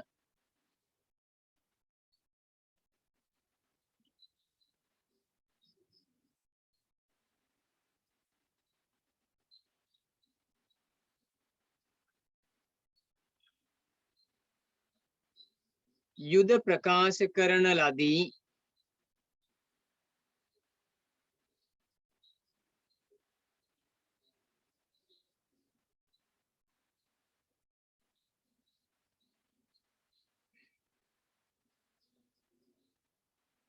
එය දෙවන ලෝක යුද්ධයේ ආරම්භයයි. එය දෙවන ලෝක යුද්ධයේ ආරම්භයයි.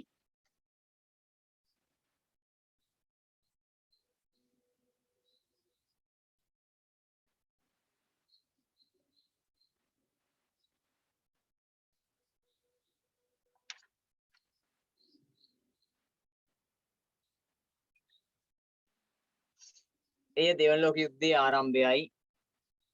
right.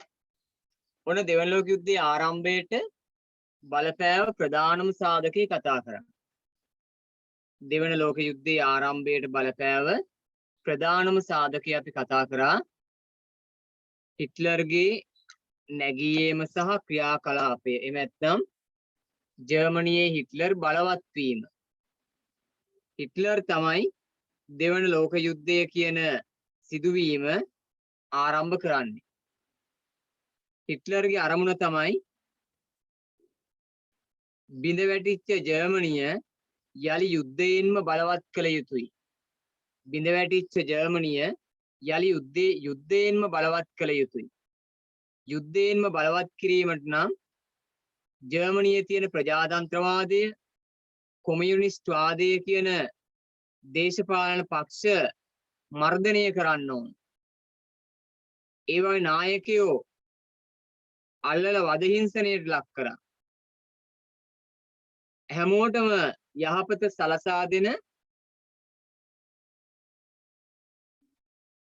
නාසිවාදී සංකල්පයක් ගොඩනගන්න ඕන කියලා තමයි හිට්ලර් කටයුතු කරේ. ඒ අනුව හිට්ලර් ආක්‍රමණශීලී ප්‍රතිපත්තියක් අනුගමනය කරා. චෙකෝස්ලෝවියාව කියන රට ආක්‍රමණය කරන්න පුතේ පළවන ලෝක යුද්ධ වෙලාවේ ජර්මානුව ලක්ෂ ගණනින් ඒ ජර්මනිය වටේ තියෙන රටවල් වලට දිව්වා. ඒ ටික පොතේ නැහැ. හරිනේ? ඒ ටික පොතේ නැහැ. ජර්මනියේ විශාල පිරිසක් පළවන ලෝක යුද්ධ වෙලාවේ ජර්මනියෙන් පැනලා ගියා. ඒකෙන් වැඩිම ප්‍රමාණයක් හිටියේ චෙකෝස්ලෝවියාව කියන රටේ. චෙකෝස්ලෝවියාව කියන රටේ එක ප්‍රදේශයක් තිබුණා සුඩෙටන් ප්‍රදේශය. ඒ සුඩෙටන් ප්‍රදේශයේ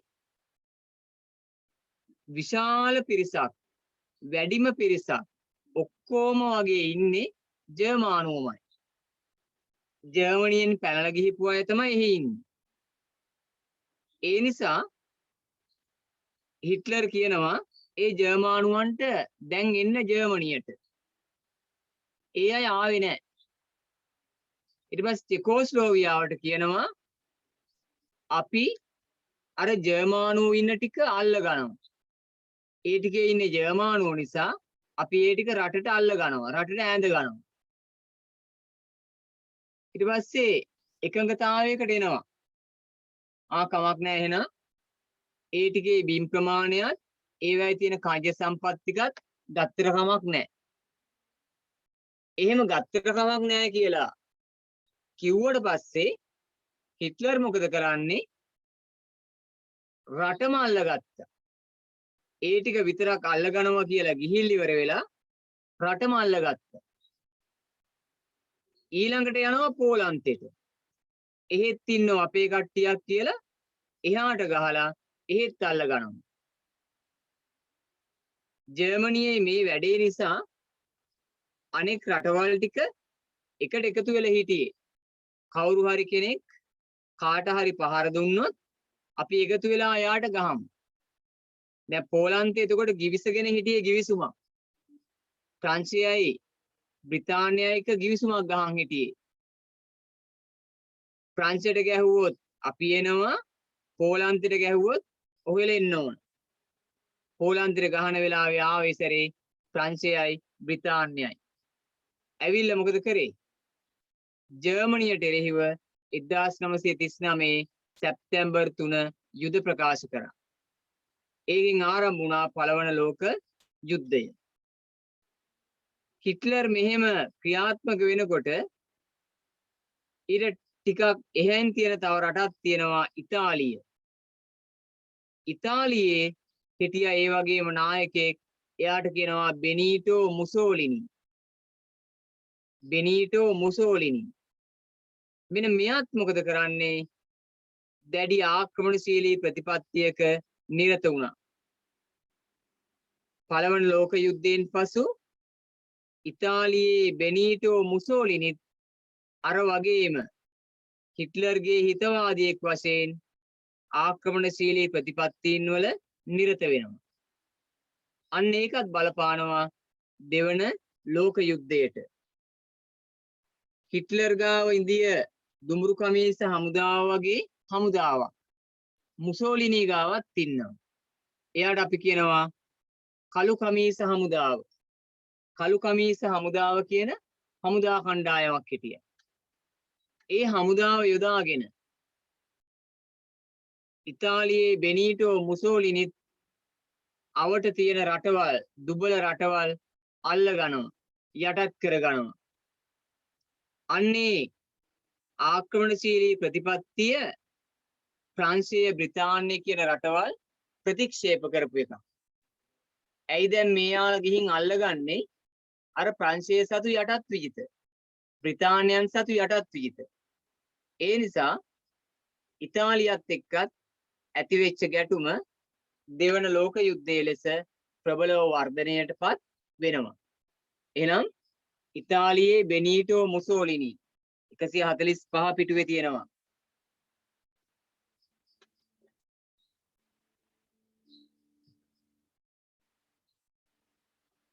එතකොට ඉතාලිය කියන රට පළවන ලෝක යුද්ධ වෙලාවේ හිටියේ ප්‍රංශය, බ්‍රිතාන්‍ය ඒ කට්ටියත් එක්ක හිටියේ.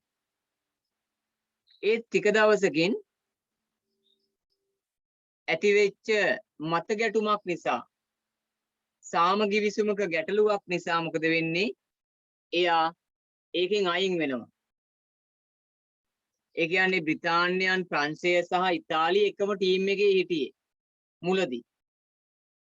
ටික දවසකින් මෙයාට අවාසියක් ආවා. මොකද්ද? බ්‍රිතාන්‍යයන් තමයි වැඩියෙන්ම යටත් විජිත අල්ලන් ඉන්නේ. ඉතාලිය අපේක්ෂා කරපු තරම් යටත් විජිත බ්‍රිතාන්‍යයන් දෙන්නේ නැහැ. ඒ නිසා ඇතිවෙච්ච අමනාපය, ඉතාලියට යටත් විජිත මදි වෙච්ච නිසා ඇතිවෙච්ච අමනාපය නිසා ඉතාලිය අයින් වෙනවා. ජයග්‍රාහී පිළින් අයින් වෙනවා. අයින් වෙලා මෙයා හිට්ලර්ට සම්බන්ධ වෙලා දෙවන ලෝක යුද්ධයකට එනවා. ඉතාලියත් දැන් තරහයි කාත් එක්කද? ප්‍රංශයයි ජර්මනියයි, ප්‍රංශයයි බ්‍රිතාන්‍යයි එක්ක. ඇයි ඉතාලිය ඉල්ලුවපු යටත් විජිත ටික දුන්නේ නැහැ. බ්‍රිතාන්‍යයන්ගෙන් ඉල්ලුවා යටත් විජිත ටික, ඒ ටික දුන්නේ නැහැ. නිසා එයාලත් එක තරහ වෙලා එයාලට පහර දීමේ අරමුණින් ජර්මනිය සමග එකතු වෙලා අලුත් දේශපාලනික ගමනක් ආරම්භ කරනවා. ඉතාලියේ මුසෝලිනී ගාවත් තියෙනවා අලුත් දේශපාලන දර්ශනයක්. ඒකට අපි කියනවා ඉතාලියේ ෆැසිස්ට් වාදය. ඉතාලියේ ෆැසිස්ට් වාදය. ෆැසිස්ට් දේශපාලන සංකල්පය. හරිනේ? ඉතාලියේ ෆැසිස්ට් වාදය. ජර්මනියේ නම් නාසි වාදය. එතකොට ෆැසිස්ට් වාදී දේශපාලනික දර්ශනය හරහා ඉතාලිය බලවත් කරනවා මුසෝලිනී කියන දේශපාලන නායකයා. එහෙම බලවත් කරේ මොකටද? එයාටත් අවශ්‍ය වුණා යටත් විජිත. බ්‍රිතාන්‍යයන් යටත් විජිත දෙන්නේ නැත්නම්, ප්‍රංශය යටත් විජිත දෙන්නේ නැත්නම් බලෙන් මම යටත් විජිත අල්ලනවා කියලා මෙයා ප්‍රකාශ කරලා පළවෙනි යටත් විජිතය වශයෙන් අල්ලනවා අප්‍රිකාවේ තිබිච්ච පොඩි රටක් ඉතියෝපියාව. අපි කියනවා ඉස්සර එක කිව්වේ ඇබිසීනියාව. ඉතාලිය විසින් අප්‍රිකාවේ තිබිච්ච ඇබිසීනියාව හේවත් ඉතියෝපියාව අල්ලනවා. එතකොට එහෙම ආක්‍රමණශීලී ප්‍රතිපත්තියකට එකතු වෙනකොට ඒක අනිත් අය ප්‍රතික්ෂේප කරා. ප්‍රංශය, බ්‍රිතාන්‍ය මේ රටවල් කියනවා අන්න ආක්‍රමණශීලී ප්‍රතිපත්තියක් අනුගමනය කරමින් ඉතාලිය කටයුතු කරනවා. නිසා ඉතාලියට එරෙහිව අපි සංවිධානය වෙන්න ඕන කියලා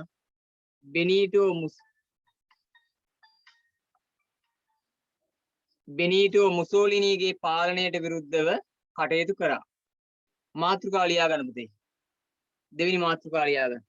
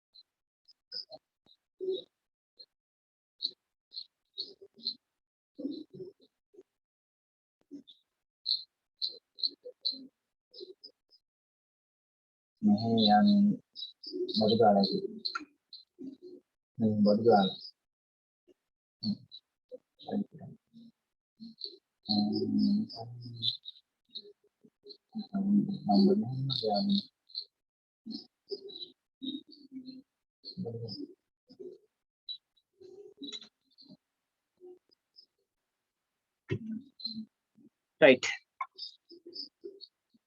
ඉතාලියේ මුසෝලිනීගේ ක්‍රියාකලාපය.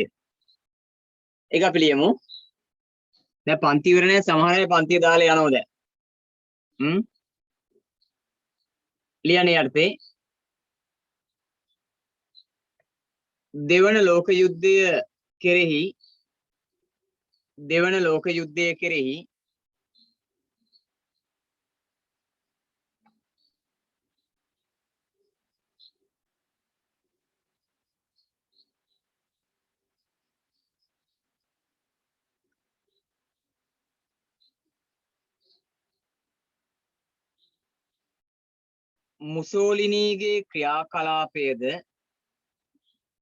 මුසෝලිනීගේ ක්‍රියාකලාපයද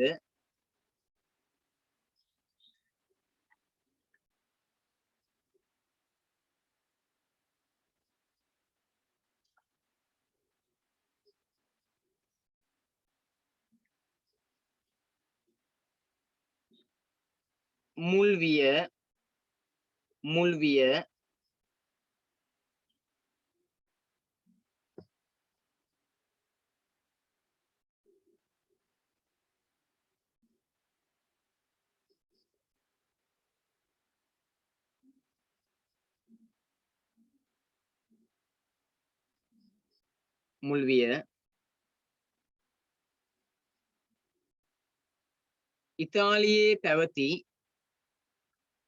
ඉතාලියේ පැවති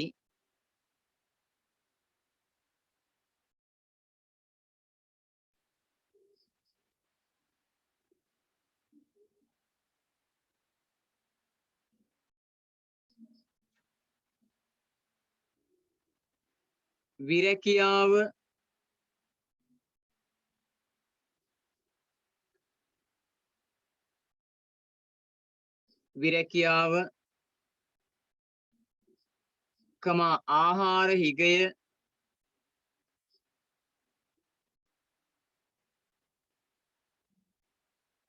ආහාර හිගය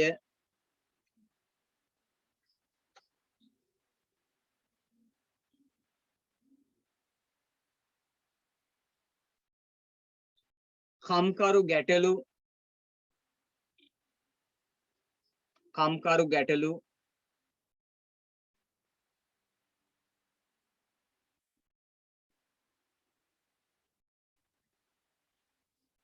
විසඳීම සඳහා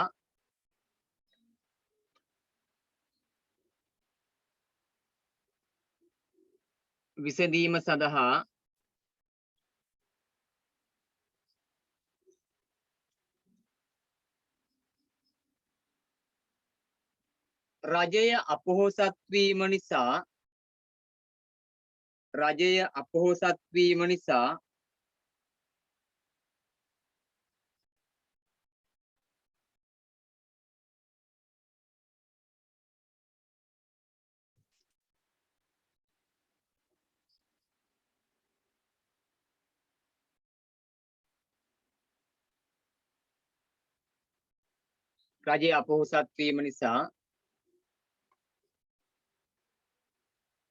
වැඩ වර්ජන සිදු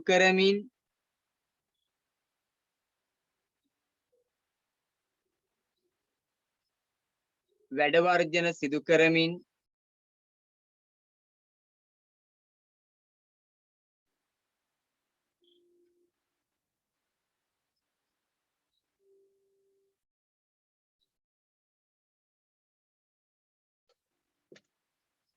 ආර්ථිකය ශක්තිමත් කර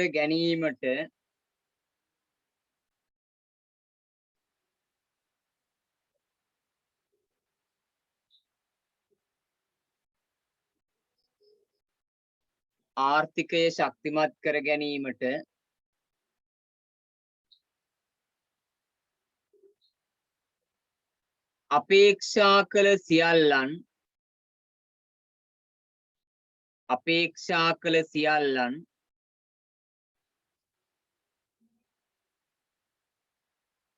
අපේක්ෂා කළ සියල්ලන්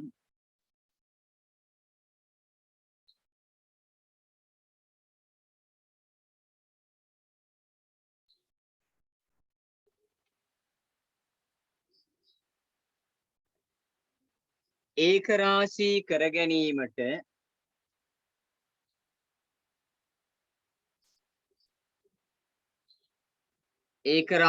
කර ගැනීමට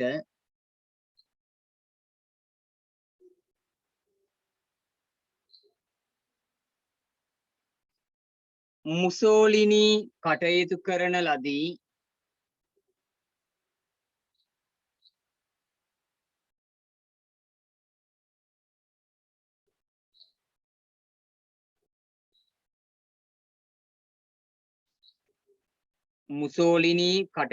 ලදී.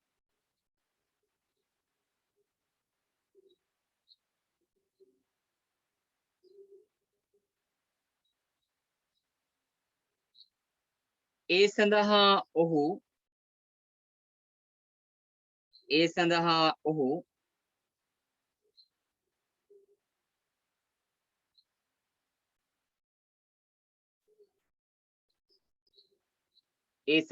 ඔහු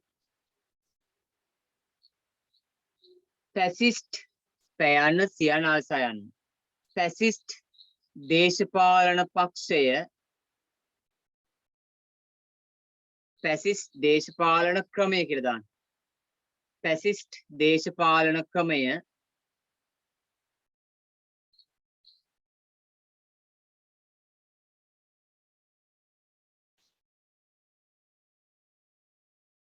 ගොඩනගන ලදී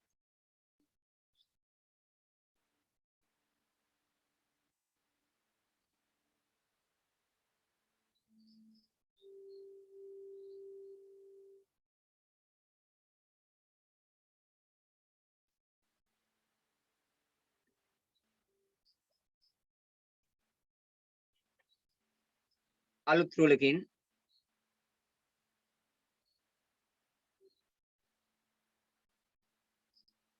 මුසෝලිනී විසින්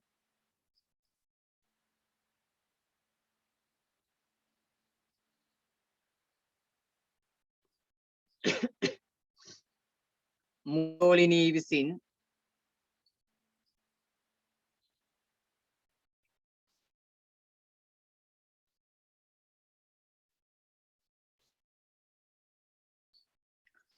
ආක්‍රමණශීලී ප්‍රතිපත්තියකට යොමු වෙමින් ආක්‍රමණශීලී ප්‍රතිපත්තියකට යොමු වෙමින්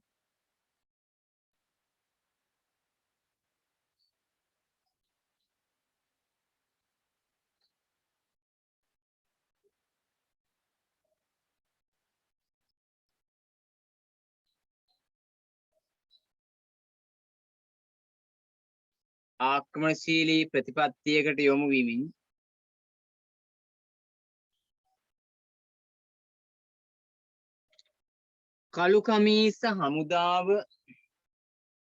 කළු කමීස හමුදාව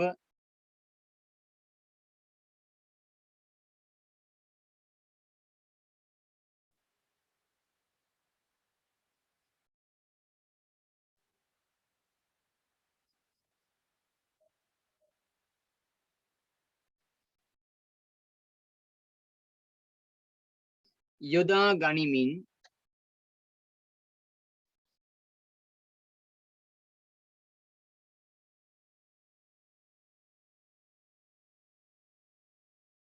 යොදා ගනිමින්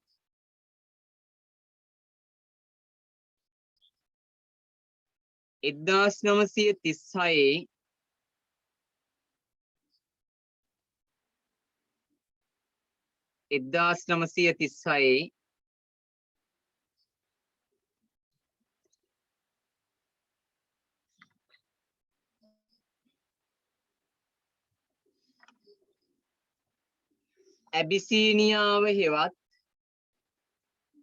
ඇබිසීනියාව හෙවත්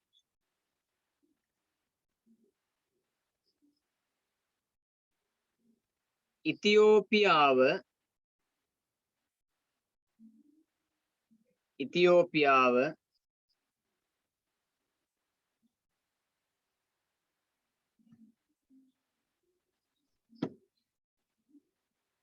ආක්‍රමණය කරන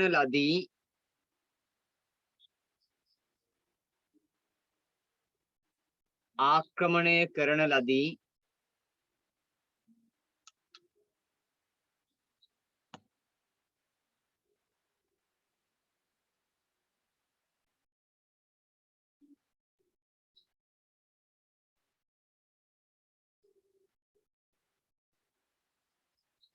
ඒ මගින්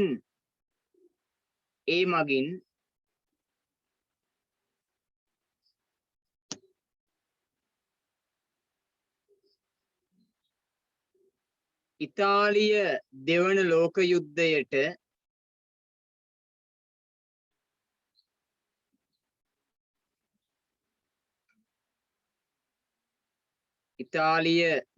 ලෝක යුද්ධයට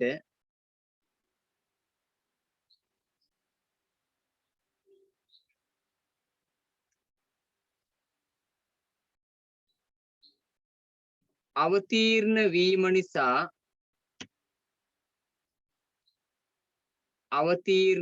නිසා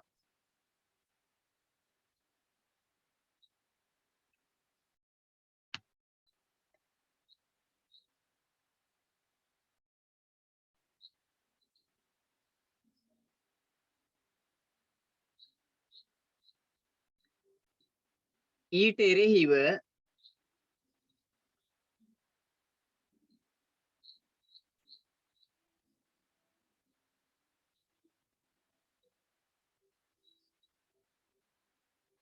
බ්‍රිතාන්‍ය ප්‍රධාන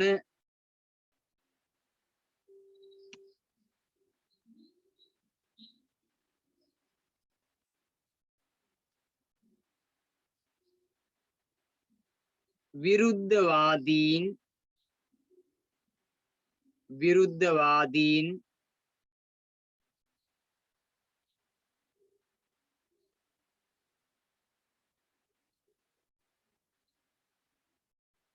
යුද වැදීමත් සමග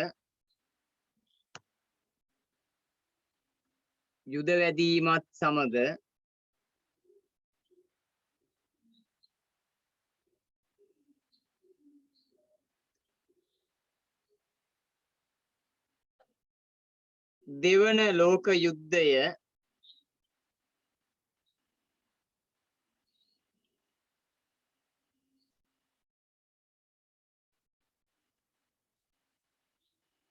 ආරම්භ වීමට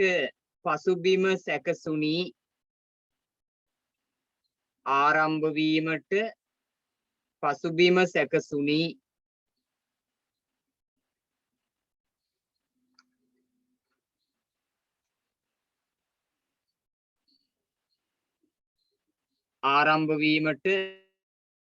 සැකසුණි.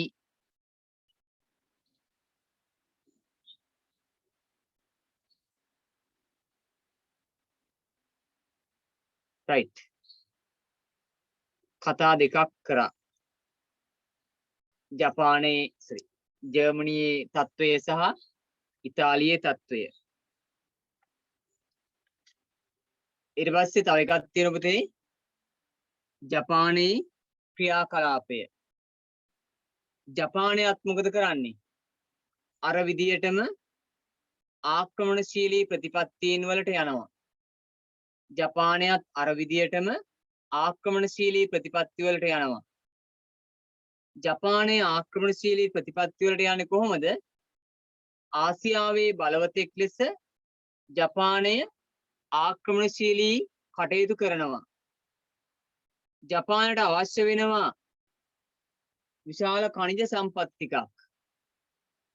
ඒ අනුව ජපානය විසින් චීනයේ මැන්චූරියානු ප්‍රදේශය ආක්‍රමණය කරනවා. ජපානය විසින් චීනයේ මැන්චූරියානු ප්‍රදේශය ආක්‍රමණය කරනවා. චීනයේ මැන්චූරියානු ප්‍රදේශය කියන්නේ අදටත් ගල් අඟුරු යපස් බහුල ප්‍රදේශයක්. ඒ මැන්චූරියානු ප්‍රදේශයේ තියෙන සම්පත් ටික ගැනීමේ අරමුණින් ඇමරිකාව බලාගෙන හිටියේ. ඇමරිකාව බලාගෙන ඉන්නවා චීනයේ තියෙන මැන්චූරියාවේ සම්පත් ටික ගන්න. ඊට කලින් ජපානය ඒ ප්‍රදේශය ආක්‍රමණය කරලා ඒකේ සම්පත් ටික ගන්න කටයුතු කරනවා. අන්නේ වෙලාවේ ජපානයේ ආක්‍රමණශීලී ප්‍රතිපත්තියක නිරත වුණා කියලා ඒක වරදක් කියලා ජාතින්ගේ සංගමේ ඉන්න රටක් කියලා ඒකට විරුද්ධව ඇමරිකාව ප්‍රධාන අනිත් කණ්ඩායම් කටයුතු කරනවා.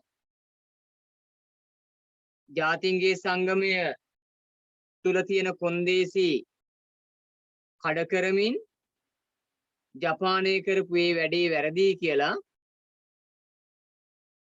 අනිත් කණ්ඩායම් කියනවා. අනිත් කණ්ඩායම් කියන්නේ බ්‍රිතාන්‍ය ප්‍රංශයේ කට්ටිය. ඒ කියන්නේ එයාලට තියෙන්න ඕන දෙයක් ගත්ත නිසා. ඒ වෙලාවේ ජපානය කරපු වැඩේ වැරදි කියලා කිව්වට පස්සේ ඒ ප්‍රදේශය යලි දෙන්න කියලා කිව්වට පස්සේ ඒක කිසිසේත් පිළිගත්තේ නැහැ. ජපානය තමන්ගේ තීරණේ හිටියා. චීනයේ වැදගත් වරායන් ටිකකුත් ජපානය අල්ලගත්තා. අල්ලගනකොට ඇමරිකාවට ඒක ප්‍රශ්නයක්. ඇමරිකාව කියනවා ඒ අල්ලගත්ත ප්‍රදේශ ටික ආයි දෙන්න. එහෙම නැති වුණොතින් ජපානයට එරෙහිව අපි කටයුතු කරනවා කියලා ඇමරිකාව කියනවා. එහෙම කිව්ව විතරයි ජපානය ගිහිල්ලා ඇමරිකාවටත් ගැහුවා. ඇමරිකාවේ හවායි දූපත්වල තියෙන පර්ල් වරායට ජපානය ගිහිල්ලා පහර දෙනවා. පහර දීමත් එක්ක සම්පූර්ණයෙන්ම වරාය විනාශ වුණා. ඇමරිකානුවන්ගේ නාවික මධ්‍යස්ථානයේ විනාශ වෙනවා. ඊට පස්සේ ඇමරිකාව කියනවා වහාම ජපානය ඇවිල්ලා අපෙන් සමාව ගන්න. වහාම ඇවිල්ලා ජපානය අපෙන් සමාව ගන්න. සමාව නොගත්තොත් අපි ජපානයට පහර දෙනවා. ජපානය ගියේ නෑ සමාව ගන්න. ජපානය සමාව ගන්න ගියේ නැති නිසා ඇමරිකානුවන් ඇවිල්ලා හිරෝෂිමා නගරයටත් නාගසාකි නගරයටත් විනාශකාරී බෝම්බ එල්ල කරනවා. ඒ පරමාණු බෝම්බත් එක්ක ජපානය විනාශ වෙලා ගියා.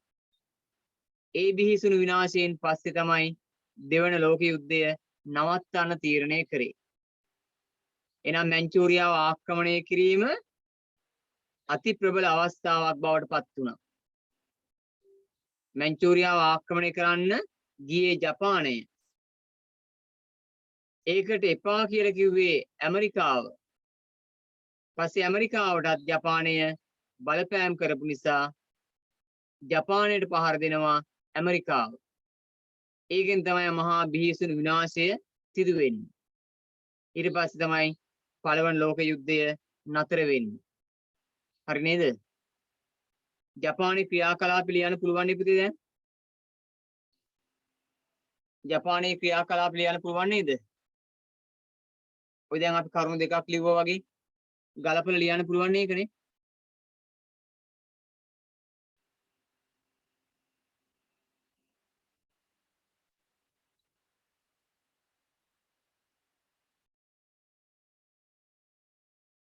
ලියන්න පුළුවන් නේද පුතේ?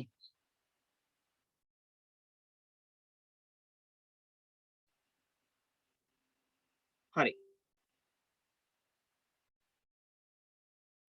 එහෙනම් ජපානයේ ක්‍රියාකලාපය ලියන්න මැන්චූරියානු ප්‍රදේශය ආක්‍රමණය කිරීම පිළිබඳව. right. එහෙනම් අදට පන්ති ඇතිනේ. අපි ලබන සතියේ කතා කරමු. right එහෙනම් හැමෝටම ආයුබෝවන්.